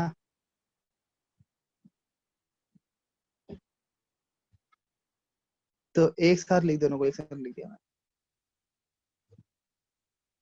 नोटेड. अभी इसको हर एक जो हमने टर्म यहाँ पे लिखा है उसको हम समझेंगे. We'll try to understand. अगर कोई भी ऑर्गेनिक कंपाउंड किसी ने आपको दिया तो आपको उसको क्लासिफाई करते आना चाहिए फर्स्ट स्टेप में कि ये कौन सा कंपाउंड, एलिसाइक्लिक है कि साइक्लिक है, ये सैचुरेटेड है कि अनसैचुरेटेड है, ये होमो है कि हेटेरो है, ये एलिसाइक्लिक है, एरोमेटिक नॉन एरोमेटिक है, बेंजीनॉइड है कि नॉन बेंजीनॉइड. एकदम स्पेसिफिकली आपको बताते आना चाहिए. ऐसा आ गया तो भाई फर्स्ट स्टेप हो गया ऑर्गेनिक का. क्लासिफाई तो कर पाते आप, कंपाउंड को देखिए पहचानते आना चाहिए कि कौन सा कंपाउंड ऑर्गेनिक कंपाउंड के अंदर. ठीक है, ये हम देखेंगे. That is our purpose. I just actually need 10 minutes time. Mohit sir, are you present? Mohit sir present again. Mohit sir. Mohit sir. Sir, not present. Sir नहीं है प्रेजेंट सर मोहित sir. नहीं है sir. Need maximum around 5 to 10 minutes time. ठीक है ना? I'll give back just because some emergency is there. मैं just max to max 10 minutes में आ जाऊंगा. ठीक है ना? Okay, sir. कहीं जाइए मत आप. Okay sir. Okay sir. हाँ सर. ज्यादा Okay, पैसे sir. तो चलेगा. सर रिकॉर्डिंग ऑफ कर दो. रिकॉर्डिंग ऑफ कैसे करूं? सर पॉज कर दीजिए ना. उन्होंने हाँ, sir, क्लाउड pass रिकॉर्डिंग की. मेरे यहाँ पे रिकॉर्डिंग का कुछ ऑप्शन दिखाई नहीं रहा है. यस यस यस, एक मिनट. Yes sir. कितना टाइम लिया मैंने? Yes, sir. Sir, 5-6 minutes. हाँ सर थोड़ा कम टाइम लिया सर. एक्चुअली आज टेस्ट है 12th का, तो मुझे क्वेश्चन पेपर बनाना था. 5 पेपर टेस्ट है उनका, तो I forgot to prepare question paper for chemistry. तो बना दिया मैंने 5 मिनट में. सर 5 मिनट में क्वेश्चन पेपर बना दिया. सर क्या मजाक करते हो सर पेपर के साथ. सर पहले 5 मिनट में कौन बनाता है sir question paper. Wait, sir. पहले से एक ना बार- क्वेश्चन सर और टाइम ले लो. बस सेलेक्ट हाँ सर और टाइम दे सकते हो. तुमको तो यार बस सर rest उनके चाहिए. लिए हार्ड पेपर बना दो और सर और टाइम ले लो. नहीं नहीं कोई दिक्कत नहीं. सर बन बना चुका लो है. सर. आप भी ब्रेक ले लो सर. सर 5 मिनट ब्रेक दे दो सर प्लीज सर. ध्यान दीजिए. अब भी बहुत इंपॉर्टेंट है यार. हमें समझ रहे हैं कि ऑर्गेनिक बहुत बोरिंग लगता है आपको, तो क्या करे, पढ़ना पड़ेगा, कोई ऑप्शन नहीं. फिजिकल बोरिंग लगता है. देखो सबसे पहले क्या क्लासिफिकेशन था हमारा, ए साइक्लिक और साइक्लिक. एक एक करके लेते हैं. फर्स्ट हम बात करते हैं ए साइक्लिक की बात है.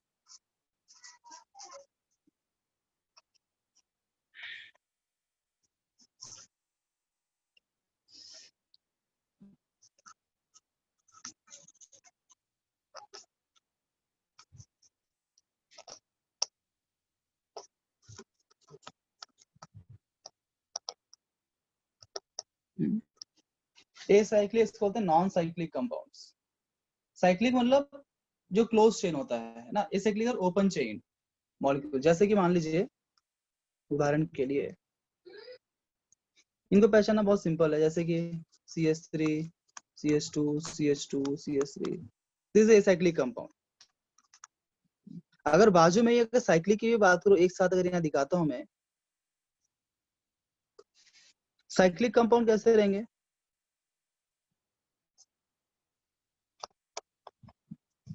साइक्लिक मतलब यू सी है ना, दे आर क्लोज चेन. दोनों उनके जो एंड्स है उसका आप आपस में जोड़ दीजिए. They are close chain molecules. ये साइक्लिक कंपाउंड है ना, ये भी साइक्लिक कंपाउंड है. साइक्लिक कंपाउंड है। बहुत सिंपल है आइडेंटिफाई करना साइक्लिक और एसाइक्लिक को। बताओ ये साइक्लिक है कि एसाइक्लिक है?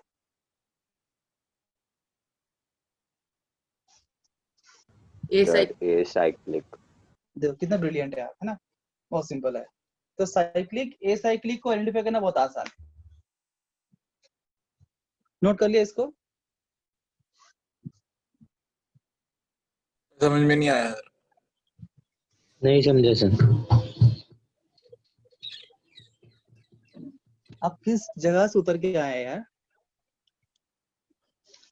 मुझे एक बात बताइए, क्या आप चेन पहनते हो क्या? चेन, यू नो चेन, गले में, यस Yes, सर। sir. गले का चेन।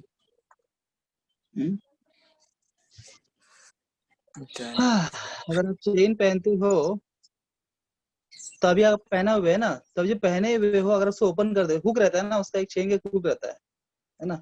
अरे हुक निकाल देते हो और उसको ऐसे पकड़ते हो हाथ में, आप इस तरह दिखा देगा। अगर आप लेते हो, अगर हुक निकाल दिया, it becomes like this, a chain, a straight chain. अगर आपने हुक उसका ऊपर से खोल दिया है तो ये ओपन चेन, इसको बोलेंगे ओपन चेन। आपने ओपन कर दिया ना, इसको बोलते ओपन चेन। जो दोनों एंड रहेंगे चेन के वो आपस में जुड़े हुए नहीं है, वो अलग अलग है, इसको बोलते ओपन चेन। जो दोनों एंड को वापस से आप जोड़ दो, if you connect both the ends, it becomes a close chain, it becomes a close chain. उसी प्रकार से मॉलिक्यूल्स होते हैं ना, अगर मॉलिक्यूल्स इस प्रकार से क्लोज्ड रिंग फॉर्म में रहते हैं उनको बोलते हैं साइक्लिक मॉलिक्यूल्स। साइक्लिक, जो इससे रिंग फॉर्म में रहते हैं। हाँ, सर एग्जांपल लिखना सर। अब ये क्या है? एग्जांपल है तो क्या था फिर? ऐसा सर तुमने क्या कभी साइक्लिक देखा का नहीं क्या? तुमने ये मॉलिक्यूल्स को देखा नहीं ऐसे? देखा है सर। देखा है तो ये साइक्लिक ही बना रे। अरे भाई साहब, CH2 CH2 CH2, ठीक है। ये क्या हो गया? चारों कनेक्ट कर दिया मैंने, ये रिंग फॉर्म में ना, they're forming a cyclic structure. ये साइक्लिक, अगर यही 4 कार्बन का अगर मैं ऐसे बना देता हूँ, 1 2 3 4, ये क्या हो जाएगा? ओपन चेन हो जाएगा। इसको बोलेंगे हम क्लोज चेन। अभी ठीक है? Yes sir. अच्छा आप मुझे बताओ, कुछ और क्वेश्चन पूछता हूँ, देखते हैं आपको आ रहा है क्या। बताओ ये ओपन चेन मॉलिक्यूल है, क्लोज चेन मॉलिक्यूल है? Open chain. Open. Open. Open chain.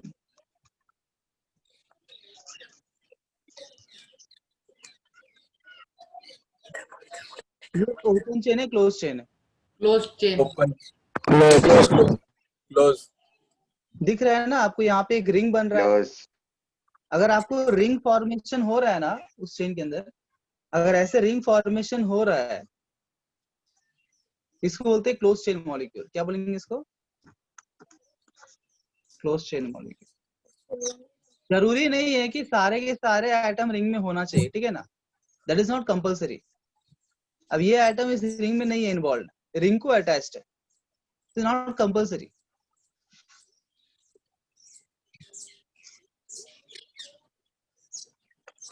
Close chain, open chain? Close. Close. यहाँ देख रहे हैं ये ट्रायंगल बन रहा है यहाँ पे, तो ये close chain.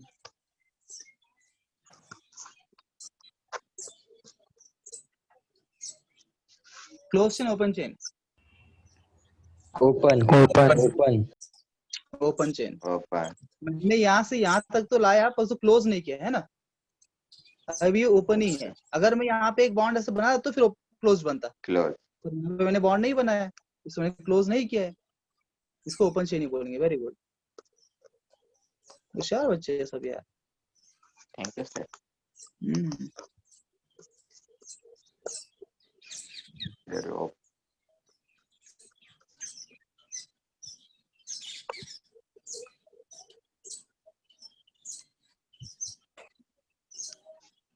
Open chain, close chain? Open Close chain. open, Open. open, open open sir, open Sir, Close. close. open, Sir, close. open, Close. अब Close. देखो Close. sir close, Close. Close. sir वो triangle मतलब rectangle दिख गया. हम्म, अभी आप पहचान सकते हो open chain close chain molecules को? Yes, हाँ जी, जहां भी आपको ट्रायंगल दिख गया, रेक्टेंगल दिख गया, स्क्वायर दिख गया, या फिर पेंटागन दिख गया, हेक्सागन दिख गया, जहां भी क्लोज स्ट्रक्चर आ जाते हैं मतलब वो क्लोज चेन मॉलिक्यूल्स है, वो साइक्लिक कंपाउंड्स है। वो क्या है? साइक्लिक कंपाउंड्स कहलाएंगे। अगर ऐसा कोई रेक्टेंगल ट्रायंगल कुछ आपको नहीं दिख रहा है तो वो बेसिकली नॉन साइक्लिक या ए साइक्लिक। ठीक है, तो अब ए साइक्लिक और साइक्लिक को पहचान सकते हो, राइट?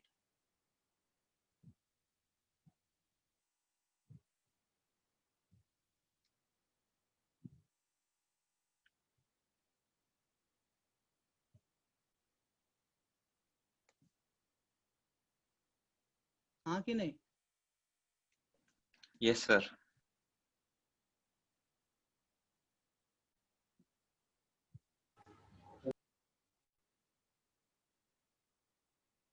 नाउ अब ए साइक्लिक के अंदर हमने क्या क्लासिफिकेशन बताया आपको? saturated, साइक्लिक के अंदर हमारे पास क्या है? unsaturated. सर आवाज कम आ रही है।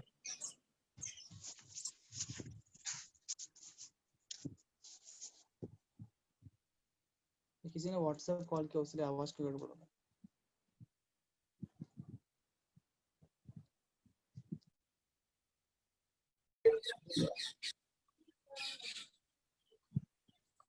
यस सर, आप होस्ट. तो अब हम साइक्लिक ए साइक्लिक कंपाउंड्स में हमारे पास दो टाइप है। हमने बोला क्या? सैचुरेटेड और अनसैचुरेटेड। Unsaturated. सैचुरेटेड मतलब बेसिकली अल्केन्स हम बात कर रहे हैं, है ना? यहाँ पे हर एक कार्बन कार्बन के बीच में जो है क्या होंगे? सिंगल बॉन्ड्स होंगे। All the carbon carbon bonds will be having single bonds.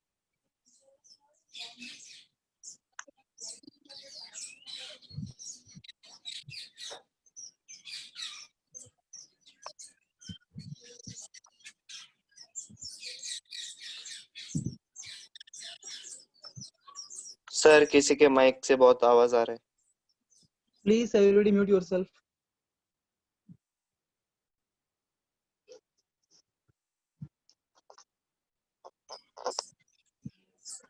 सभी कार्बन के बीच में सिंगल बॉन्ड्स होंगे। अगर सिंगल बॉन्ड्स प्रेजेंट है सारे कार्बन कार्बन के बीच में बोल रहा हूँ, all the carbon carbon bonds to be single bonds, then it will called as, they are called as alkanes and they are called as saturated hydrocarbons। सभी single bond चाहिए, ठीक है? Unsaturated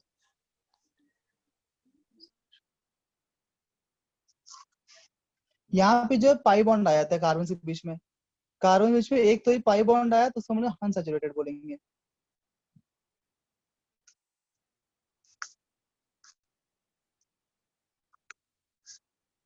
Even if one pi bond is present, even if one pi bond is present,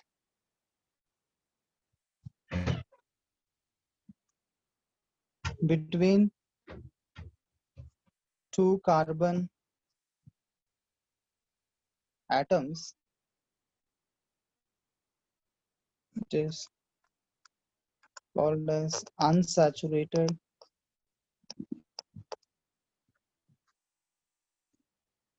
hydrocarbon।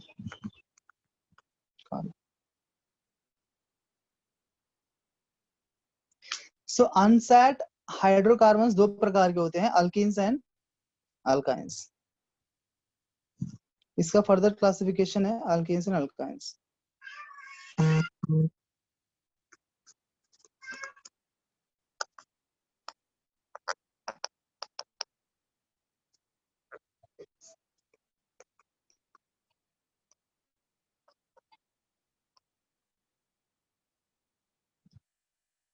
Alkenes में क्या होता है, अगर मान लो एक ही पाई बॉन्ड है, दो कार्बन के बीच में सिर्फ एक पाई बॉन्ड आता है, डबल बॉन्ड आता है, एक सिग्मा तो रहता है, ये सिग्मा तो एक रहता है, ये डबल बॉन्ड में आप जानते हो एक सिग्मा एक पाई बॉन्ड होता है। अगर डबल बॉन्ड आ गया, कोई भी दो कार्बन के बीच में एक भी डबल बॉन्ड आ गया, उसको हम बोलेंगे अल्कीन। अगर एक भी ट्रिपल बॉन्ड आ गया तो हम क्या बोलेंगे, उसको अल्काइन बोलेंगे। तो अगर एक भी डबल बॉन्ड प्रेजेंट है तो उसको अल्कीन बोलेंगे, और एक भी ट्रिपल बॉन्ड तो उसको बोलेंगे हम अल्काइन बोलेंगे। ओके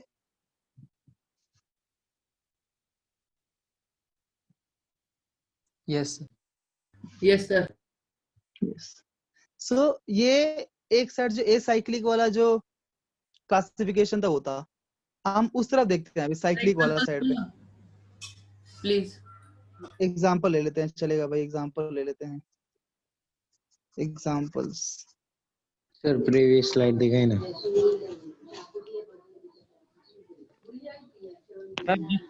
में डबल ओके सर। बॉन्ड हम लोग अल्काइंस कहेंगे, राइट? क्या बोले सर? जिस मॉलिक्यूल में डबल बॉन्ड और ट्रिपल बॉन्ड दोनों होंगे उसे हम लोग अल्काइंस कहेंगे सर। जिस मॉलिक्यूल में डबल बॉन्ड भी है ट्रिपल बॉन्ड भी है, इसको आयनीन्स कहेंगे। क्या कहेंगे सर? रिपीट। उसके बारे में हम बात करेंगे, ठीक है, जब हम आईयूपीएससी वगैरह पढ़ेंगे ना। अभी फिलहाल हम ABCD पढ़ रहे हैं, अभी A for Apple, B for ball पढ़ना बचा है, ठीक है। आई बस इतना समझिए, मैं बताऊंगा उसके बारे में। But get confuse now, will talk about it later. आएगा आएगा, बहुत वास्ट है। और अब साइक्लिक कंपाउंड वाला साइड लेते हैं, साइक्लिक कंपाउंड वाला साइड। तो साइक्लिक तो आप पहचान लेते हैं। अब साइक्लिक के अंदर वो होमोसाइक्लिक है कि हेटेरोसाइक्लिक, वो पहचानना है ना। सर Whether आपने it is एग्जांपल्स दिए नहीं। यस सर, एग्जांपल्स बोले थे आपने। यस एग्जांपल्स, ठीक है।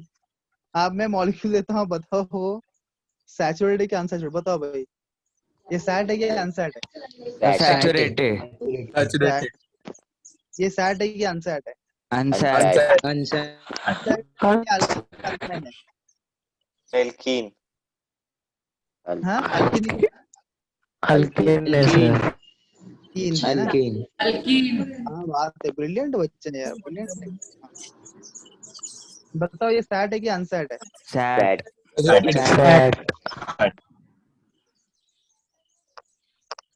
सैट है कि अनसैट? Unsaturated unsaturated. अनसैट में ये क्या है, अल्कीन है कि अल्काइन है? एल्काइन। वाइट। काइन। हाँ आइन। ट्रिपल बॉन्ड है तो आइन, डबल बॉन्ड है तो एन, सभी सिंगल बॉन्ड है तो एन। एन मतलब बाय डिफॉल्ट एन अल्कीन होगा वो, ठीक है। Okay good. हाँ यस सर। यस, आई सर। मैं बात कर सकता हूँ साइक्लिक के बारे में, यह है आपकी। Yes sir. Yes sir. Yes sir. Cyclic में जो है हम बात करते हैं, दो मेजर क्लासिफिकेशन होते हैं। साइक्लिक तो हमको पहचानते आ गया, पर अब देखना है कि वो साइक्लिक जो हमने बोला, वो साइक्लिक में होमोसाइक्लिक है कि हेटेरोसाइक्लिक है। कोई ये पूछेगा हमको, बोले भाई साइक्लिक के बराबर है, पर ये कौन सा साइक्लिक है, होमो है कि हेटेरो है? ये होमोसाइक्लिक है कि हेटेरोसाइक्लिक है? होमोसाइक्लिक मतलब all the atoms forming the ring will be same.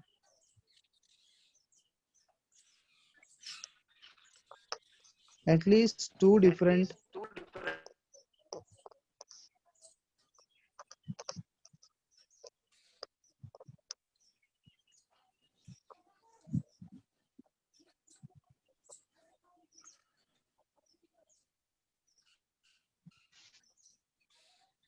ठीक है।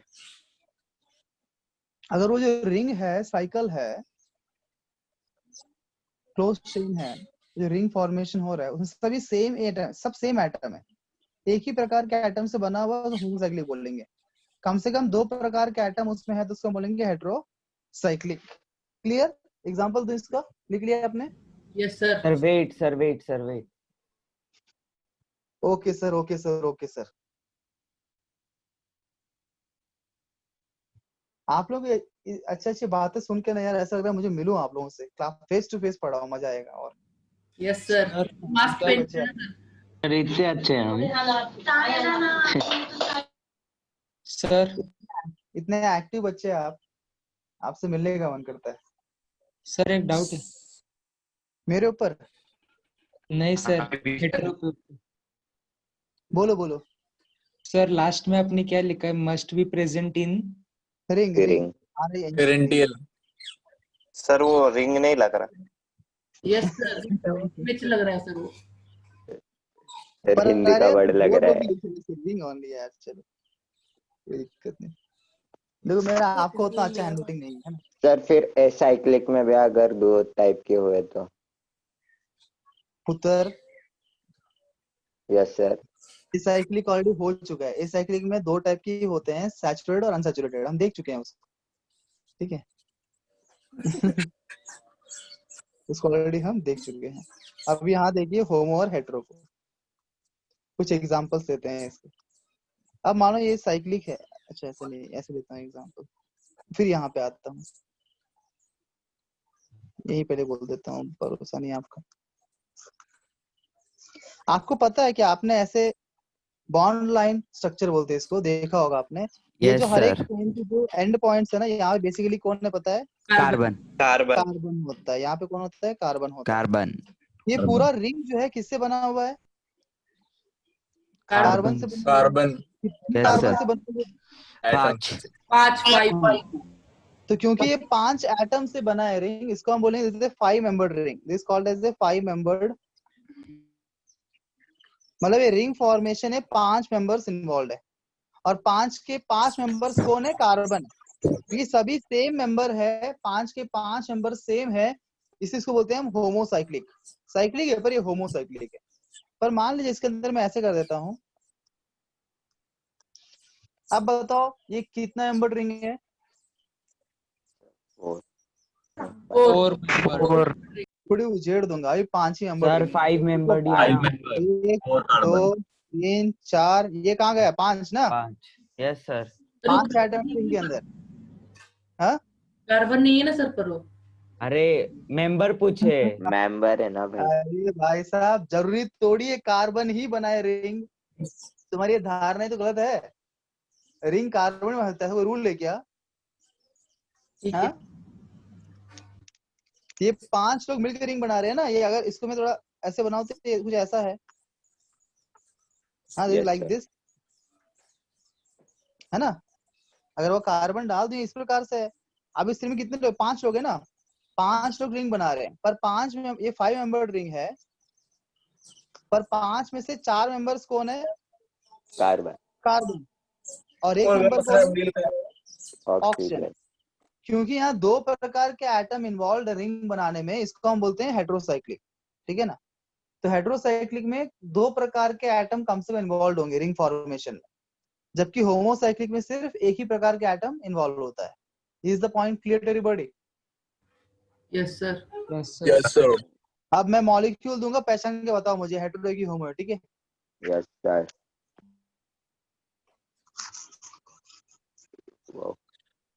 होमो होमो होमो होमो होमो। हाँ होमो। सर क्या ये? अबे कुछ भी है यार, क्या फर्क पड़ता है? तुमको बस पहचानते आना चाहिए हेटेरो है कि होमो है। माले किसी के तो। सर कंघी लग रही है। हाँ, नहीं यार, ये इस प्रकार का कीड़ा है। सर अजीब कीड़ा है सर। सर नई प्रजाति है तो। हाँ। बताओ ये क्या है?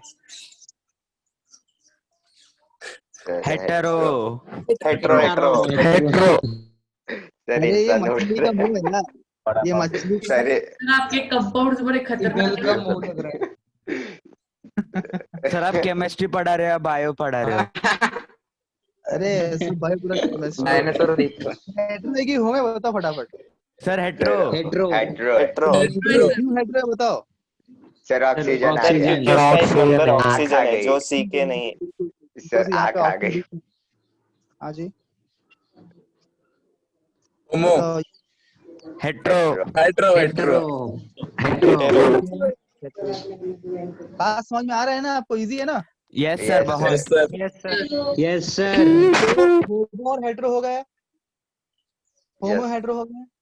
अब क्या बच गया जी? अब देखना है होमोसाइक्लिक में दो टाइप होते हैं, एलिसाइक्लिक और Aromatic. एरोमेटिक हाँ एलिसाइक्लिक एरोमेटिक एलिसाइक्लिक।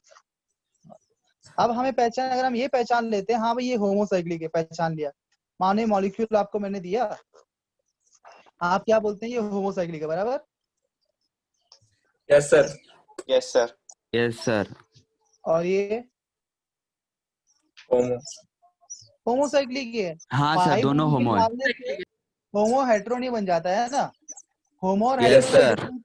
से फर्क पड़ता है, कौन सा एटम है, Yes, sir. पाई बॉन्ड को फर्क पड़ता नहीं है, है ना? सर अभी ये ये जो कार्बन आपने एटम भी बना है, ये कार्बन एटम यहाँ से भी कार्बन एटम है ना, दोनों ही होमो है। परंतु अब क्वेश्चन ये उठता है कि होमो के अंदर ये एलिसाइक्लिक है क्या एरोमेटिक है ना? कैसे पहचानेंगे? बात समझ में आ रही क्या? यस यस सर कौन यहाँ वहाँ सर बातें ये कर रहे हैं? आवाज आ रहा है इधर उधर? कौन यहाँ वहाँ बातें कर रहे हैं? देखो ऑर्गेनिक केमिस्ट्री है भैया, ठीक से आप नहीं पढ़ेंगे बाद में समझ में नहीं आएगा। सर ये जो अंदर आपने बनाया है सर वो मीन्स क्या उसे क्या बोलते हैं सर? पाई बॉन्ड बोलते हैं। अच्छा सर मम्मी मम्मी ये शायद है से ना, देख रही है अगर इसको मैं इसको कटोरे की तो आवाज आ रही है गिलास आपके तरीके से, this is something like a carbon carbon carbon carbon carbon, ये 6 कार्बन का है, ये 2 कार्बन बीच में पाई बॉन्ड बना, डबल बॉन्ड बना दिया है ना, डबल बॉन्ड, इट्स हाँ सर अल्कीन, अल्कीन है पर साइक्लिक है। सर समझ किसी का गए सर। माइक ऑन है सर, वहां से किसी की आवाज डिस्टरबेंस आ आ रही रहा है अरे ओए कौन है रे? कौन आवाज कर रहा है? अभी अतर्व आएगा और बहुत मारेगा तुमको, माइक बंद करो। अतर्व ना हो, डर गए सब, हो गया बंद? हाँ ठीक है। अभी देखो इसमें हमको ये पता करना है कि इसमें कौन एलिसाइक्लिक है, कौन अली है और कौन एरोमेटिक है। अब ये कंसेप्ट देखो, ये in itself it is a very big topic actually, in itself it is a very big topic. Aromatic compounds एक अलग ही टॉपिक है, एरोमेटिसिटी के ऊपर जो है अलग हम वापस से पढ़ेंगे इस टॉपिक के ऊपर, पर फिलहाल मैं बताता हूँ, इस पहचानने के लिए आपको कुछ फंडे पता होना चाहिए। एक एरोमेटिक कंपाउंड को हम कैसे पहचानेंगे, हाउ टू Sir, खुशबू आती है उससे। क्या बात है, वेरी गुड, उसका नाम ही है एरोमेटिक, एरोमा, उसमें क्या है, एरोमा है, खुशबू आती है। पर अभी देखो, सुन के देखो इसको एक बार, आ रही है अभी नहीं आ रही नहीं आ रही है सर, नहीं आ रही सर नहीं आ रही सर। अच्छा नहीं आ रही तो सर वो कौन था? सर कोई आवाज चेंज करके बोल। आवाज नहीं देखो बात तो सही है, बात तो अपने बंदे ने सही बोला, एरोमेटिक कंपाउंड खुशबू आती है, परंतु अभी एग्जाम में तो हम खुशबू देख के आंसर नहीं बता पाएंगे ना, है कि नहीं? एग्जाम में जो ऑप्शंस दिया रहेगा, we can not smell the options and tell the answer, right? हमें कुछ थियोरेटिकल कंसेप्चुअल फंडा कुछ चाहिए जिससे हम पहचान सके, उसके बारे में बात करते हैं। ऐसे बंदे ने सही बोला, वो अलग बात है। देखिए एरोमेटिक कैसे पहचानेंगे, conditions to be aromatic, conditions for aromatic, पहला है इट शुड बी साइक्लिक, वो तो पता है साइक्लिक के अंदर ये क्लासिफिकेशन है। दूसरा है it should be planar, the molecule should be planar molecule. और प्लेनार कैसे पहचानेंगे, मॉलिक्यूल प्लेनार है ऐसे पहचानेंगे, क्या चेक करना है उसमें, प्लेनार मतलब हाइब्रिडाइजेशन, हाँ all the atoms forming the ring must be either sp or sp2 hybridized, या तो sp या तो sp2 हाइब्रिडाइजेशन होना चाहिए जो भी रिंग बना रहे हैं। सर रिंग में कार्बन का जितने ना, participate- हाँ कार्बन का ना नहीं, जो हाइब्रिडाइजेशन। भी एटम होगा, जरूरी नहीं ना अच्छा। कार्बन, बिकॉज हम देख रहे हैं कि हेट्रोसाइक्लिक कंपाउंड में भी एरोमेटिक होता है ना। Yes sir. हाँ, हाँ तो समझा। दोनों जगह साथ में पढ़ लेंगे, हेट्रो का भी पढ़ लेंगे, होमो का भी पढ़ लेंगे। एक एरोमेटिक कंपाउंड कैसे पहचाने, तो हर एक एटम जो रिंग के अंदर होता है उसका sp या sp2 हाइब्रिडाइजेशन होना चाहिए, तो उसको प्लेनर बोलेंगे। And third rule is, sir हमें एरोमेटिक का पढ़ रहे हैं ना? हाँ जी, इट मस्ट फॉलो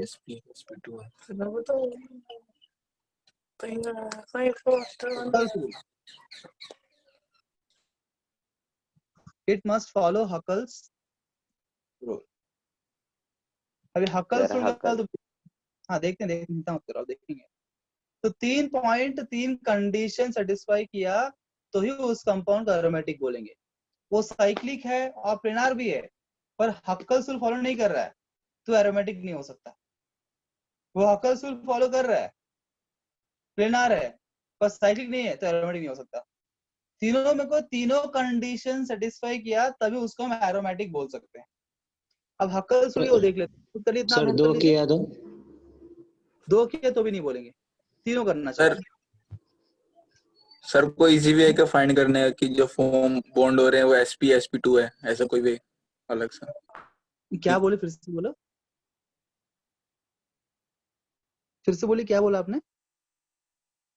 सर ऐसा कोई टेक्निक है क्या फाइंड करने के अलग से, मतलब कि जो एटम फॉर्म हो रहे हैं sp2 है या फिर वो sp3, ऐसे कुछ फाइंड करने का? अच्छा अच्छा, तो आप नहीं थे क्या केमिकल बॉन्डिंग में? सर हाँ, नो सर। कोई दिक्कत नहीं, मैं समझाऊंगा वापस, ठीक है ना। मैं करता हूँ इसे एग्जांपल दूंगा ना, तो आपको समझाता हूँ इस बारे में, अंडरस्टैंड। पहले ये लिख लीजिए, इतना पॉइंट 3 पॉइंट लिख लिया आप सभी ने, बताइए लिख लिया तो? सर लिख लिया। Yes sir. यस। अब देखते हैं, पहले हकल्स रूल क्या देख लेते हैं। हकल्स रूल हमने बोला it must follow Huckel's rule, तो भैया हकल्स रूल क्या है, हकल्स रूल क्या बोलता है? हकल्स रूल के हिसाब से जो भी आप कंपाउंड देख रहे हो ना, उसका आप निकालेंगे 4n+2, बोलते हैं it should have 4n+2 pi electrons. The aromatic compound तभी होगा जब उसके अंदर 4n+2 पाई इलेक्ट्रॉन्स प्रेजेंट होंगे। The compound must contain 4n+2 pi electrons बोलता है।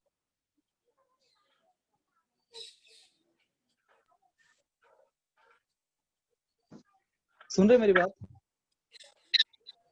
Yes sir. सर एक बार स्टेटमेंट रिपीट करो ना। डिटेल में एक्सप्लेन करना सर एक बार इसको, 4n+2 वाला मैंने क्या तो है? समझाया ही नहीं है वेट करो यार, मैंने तो समझाया नहीं आपको अभी तक शुरू किया है मैंने, खत्म नहीं किया है। आप सुन रहे हो ना मेरी बात? पूरा यस सुनिए। Yes sir. हमें क्या करना है पता है क्या? मैं एप्लीकेशन बताता हूँ कैसे करने का, हाउ टू अंडरस्टैंड। एक कोई मॉलिक्यूल दिया है ना, तो उस मॉलिक्यूल क्या करेंगे हम, पाई इलेक्ट्रॉन्स गिनेंगे, ठीक है। मान लीजिए उदाहरण के लिए हमको एक मॉलिक्यूल दिया है इस प्रकार से, ठीक है ना, और हमको पता करना है कि ये हकल्स रूल फॉलो करता है कि नहीं। तो व्हाट वी विल डू, हम लिखेंगे 4n+2 इतना इक्वल टू, क्या गिनना है हमको, पाई इलेक्ट्रॉन्स गिनना है। बताओ इस मॉलिक्यूल में कितने पाई बॉन्ड है? सर 2 सर 2 2 पाई बॉन्ड है, तो कितने पाई इलेक्ट्रॉन्स हो जाएंगे? 4। 4, क्योंकि एक पाई बॉन्ड एक बॉन्ड मतलब 2 इलेक्ट्रॉन होते हैं ना, one yes bond is sir. Form by 2 electrons, तो 2 बॉन्ड है मतलब 4 इलेक्ट्रॉन्स। तो 4n+2 इक्वल टू हम लिखेंगे 4, और फिर हम देखेंगे n की वैल्यू जो है ना, the n must be integer, n must be, अगर n इंटीजर आया उसका मतलब ये रूल फॉलो कर रहा है। बताओ यहाँ पे 4n इक्वल टू 2, उधर जाएगा 2 आएगा, n इक्वल टू क्या आएगा, 1/2 इक्वल टू 0.5। 0.5 इंटीजर है क्या? No sir. नो। अगर डेसिमल में आपका आंसर आया तो आप बोलेंगे ये मॉलिक्यूल जो है हकल्स रूल फॉलो नहीं करता है। एक और उदाहरण लेता हूँ, मान लीजिए, सर स्टेटमेंट में लिखवाइए ना सर। क्या? सर स्टेटमेंट फॉर्म में लिखवाइए ना प्लीज। सर वो बॉन्ड वाला 4 कैसे आया होने सब? सर नहीं समझा, वापस समझा दीजिए। सर मुझे समझा। कोई बात नहीं, कोई बात नहीं। पता नहीं क्यों भगवान ने बहुत पेशेंस दिए है, टीचर बनने के लिए दिए है। चिंता मत करो, फिर समझाता हूँ। पहली बार किसी ने बंदे ने बोला स्टेटमेंट बताइए, मैं बता देता हूँ स्टेटमेंट। हक्कल्स रूल का स्टेटमेंट है the molecule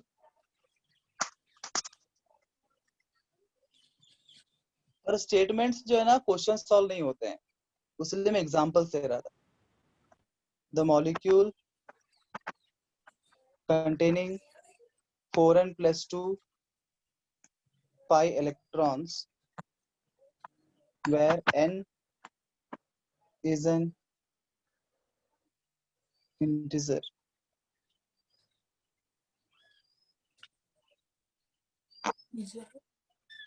is set to follow Huckel's rule। ठीक है, स्टेटमेंट है।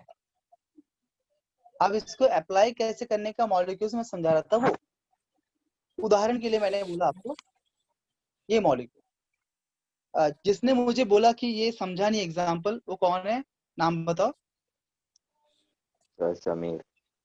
समीर सोहेल। जी, सोहेल जी, समीर जी, आप मुझे बताइए कि इस जो मॉलिक्यूल मैंने बनाया है सुंदर सा, इस मॉलिक्यूल में कितने पाई बॉन्ड है?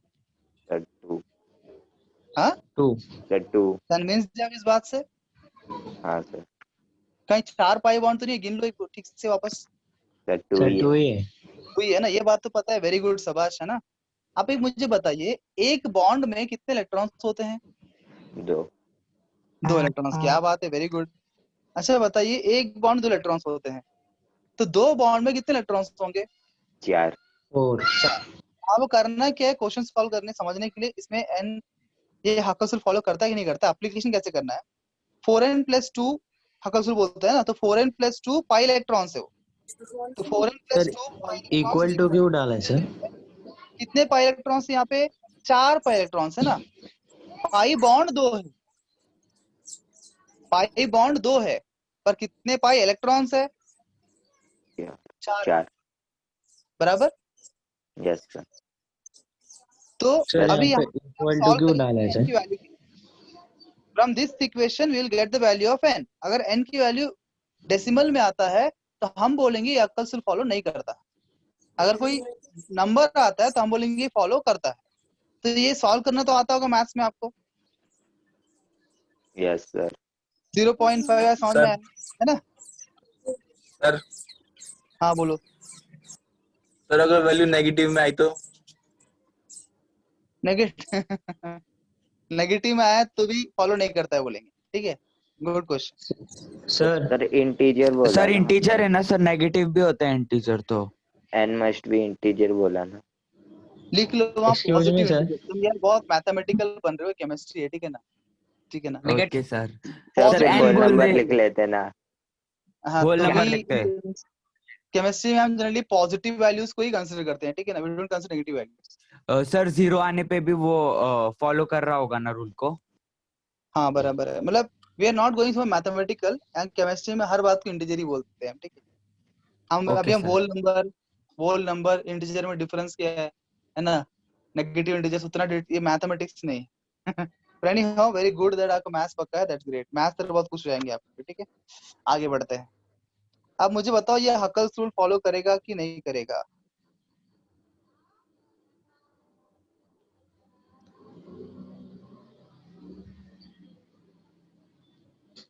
ये हक्कल्स रूल फॉलो कर रहा है कि नहीं कर रहा है? ये सर क्या करेगा। करेंगे सिंपल, सर यू विल कर डू रहा है 4n sir. plus 2 4n plus 2 equal to कितने पाई इलेक्ट्रॉन्स यहाँ पे? 2 2। तो 0 4n इक्वल टू क्या आएगा? 0 0। n equal to 0 0। हम बोलेंगे हक्कल्स रूल कर रहे फॉलो हैं सर, करता है। कर रहा है। करते हैं।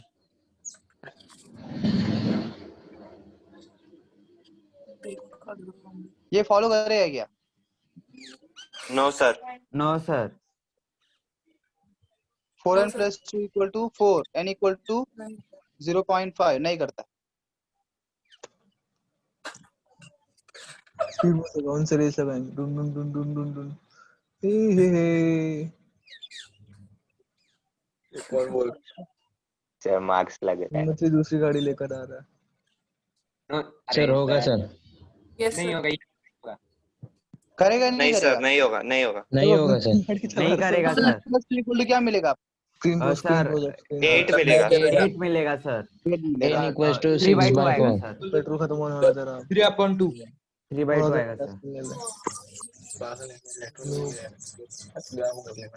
कितना लूटेगी bro?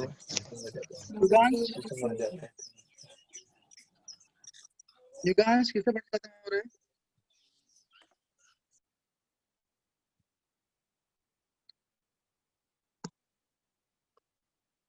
Pay attention to the class, मैंने पहले बोला था। आप सर वो पर स्क्रीन समझ गीली नहीं होने आ की रहा। वजह से सर पूछ रहे हैं तो बार बार वो म्यूट खुल जा रहा है। क्या बोले?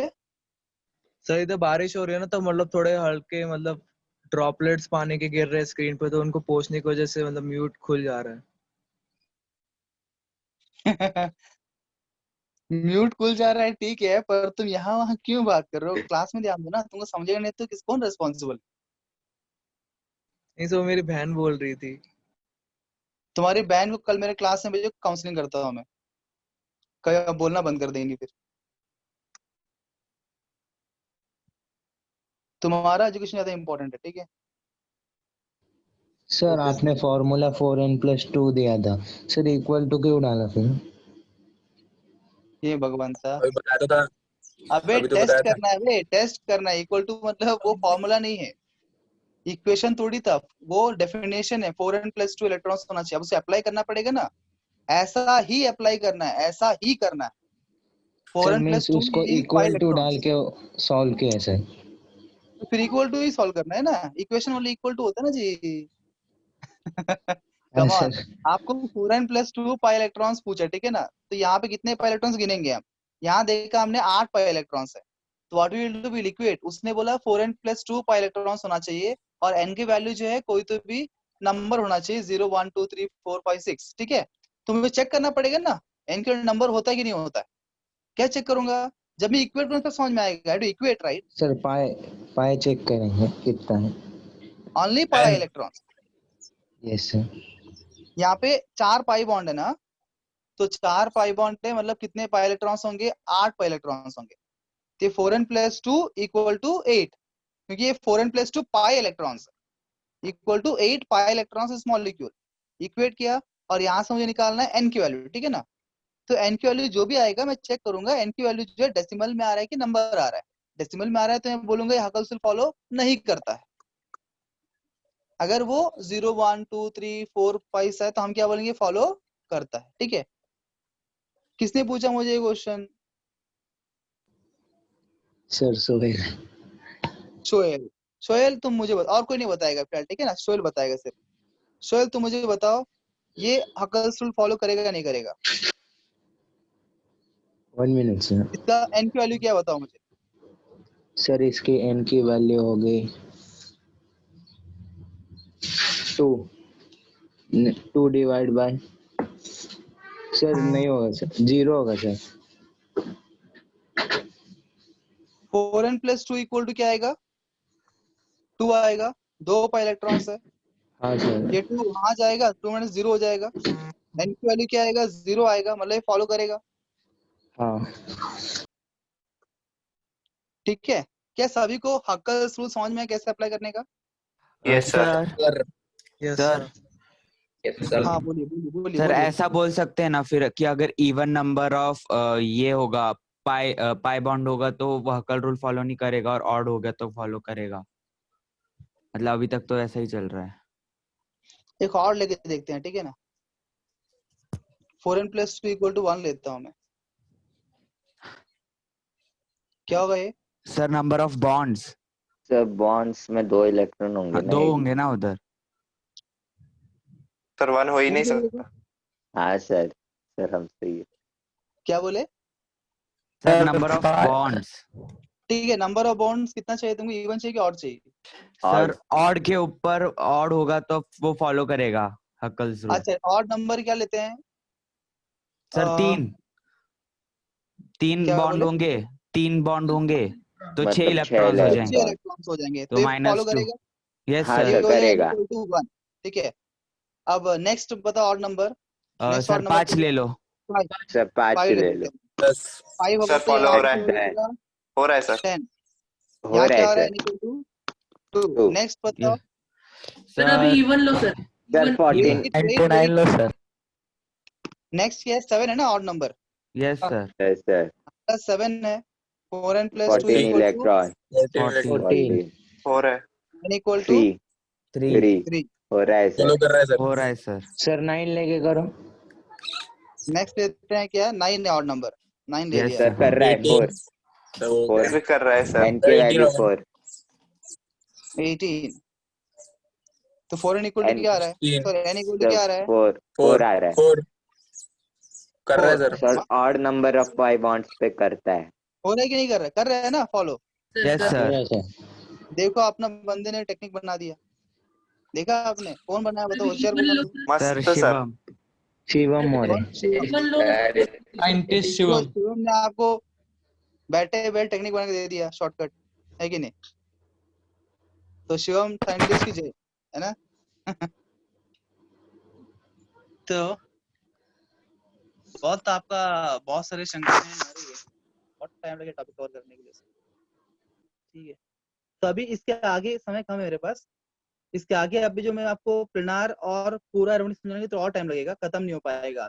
सर आपने तो मैं एलिसाइक्लिक के लिए कुछ नहीं बताया सर। हाँ सर एलिसाइक्लिक की वो कल कंडीशन। करेंगे ना। अरे भाई जब एरोमेटिक शुरू किया है, एरोमेटिक खत्म ही नहीं हुआ, अच्छा खत्म किए बिना मैं एलिसाइक्लिक कैसे बताऊं। हाँ सर।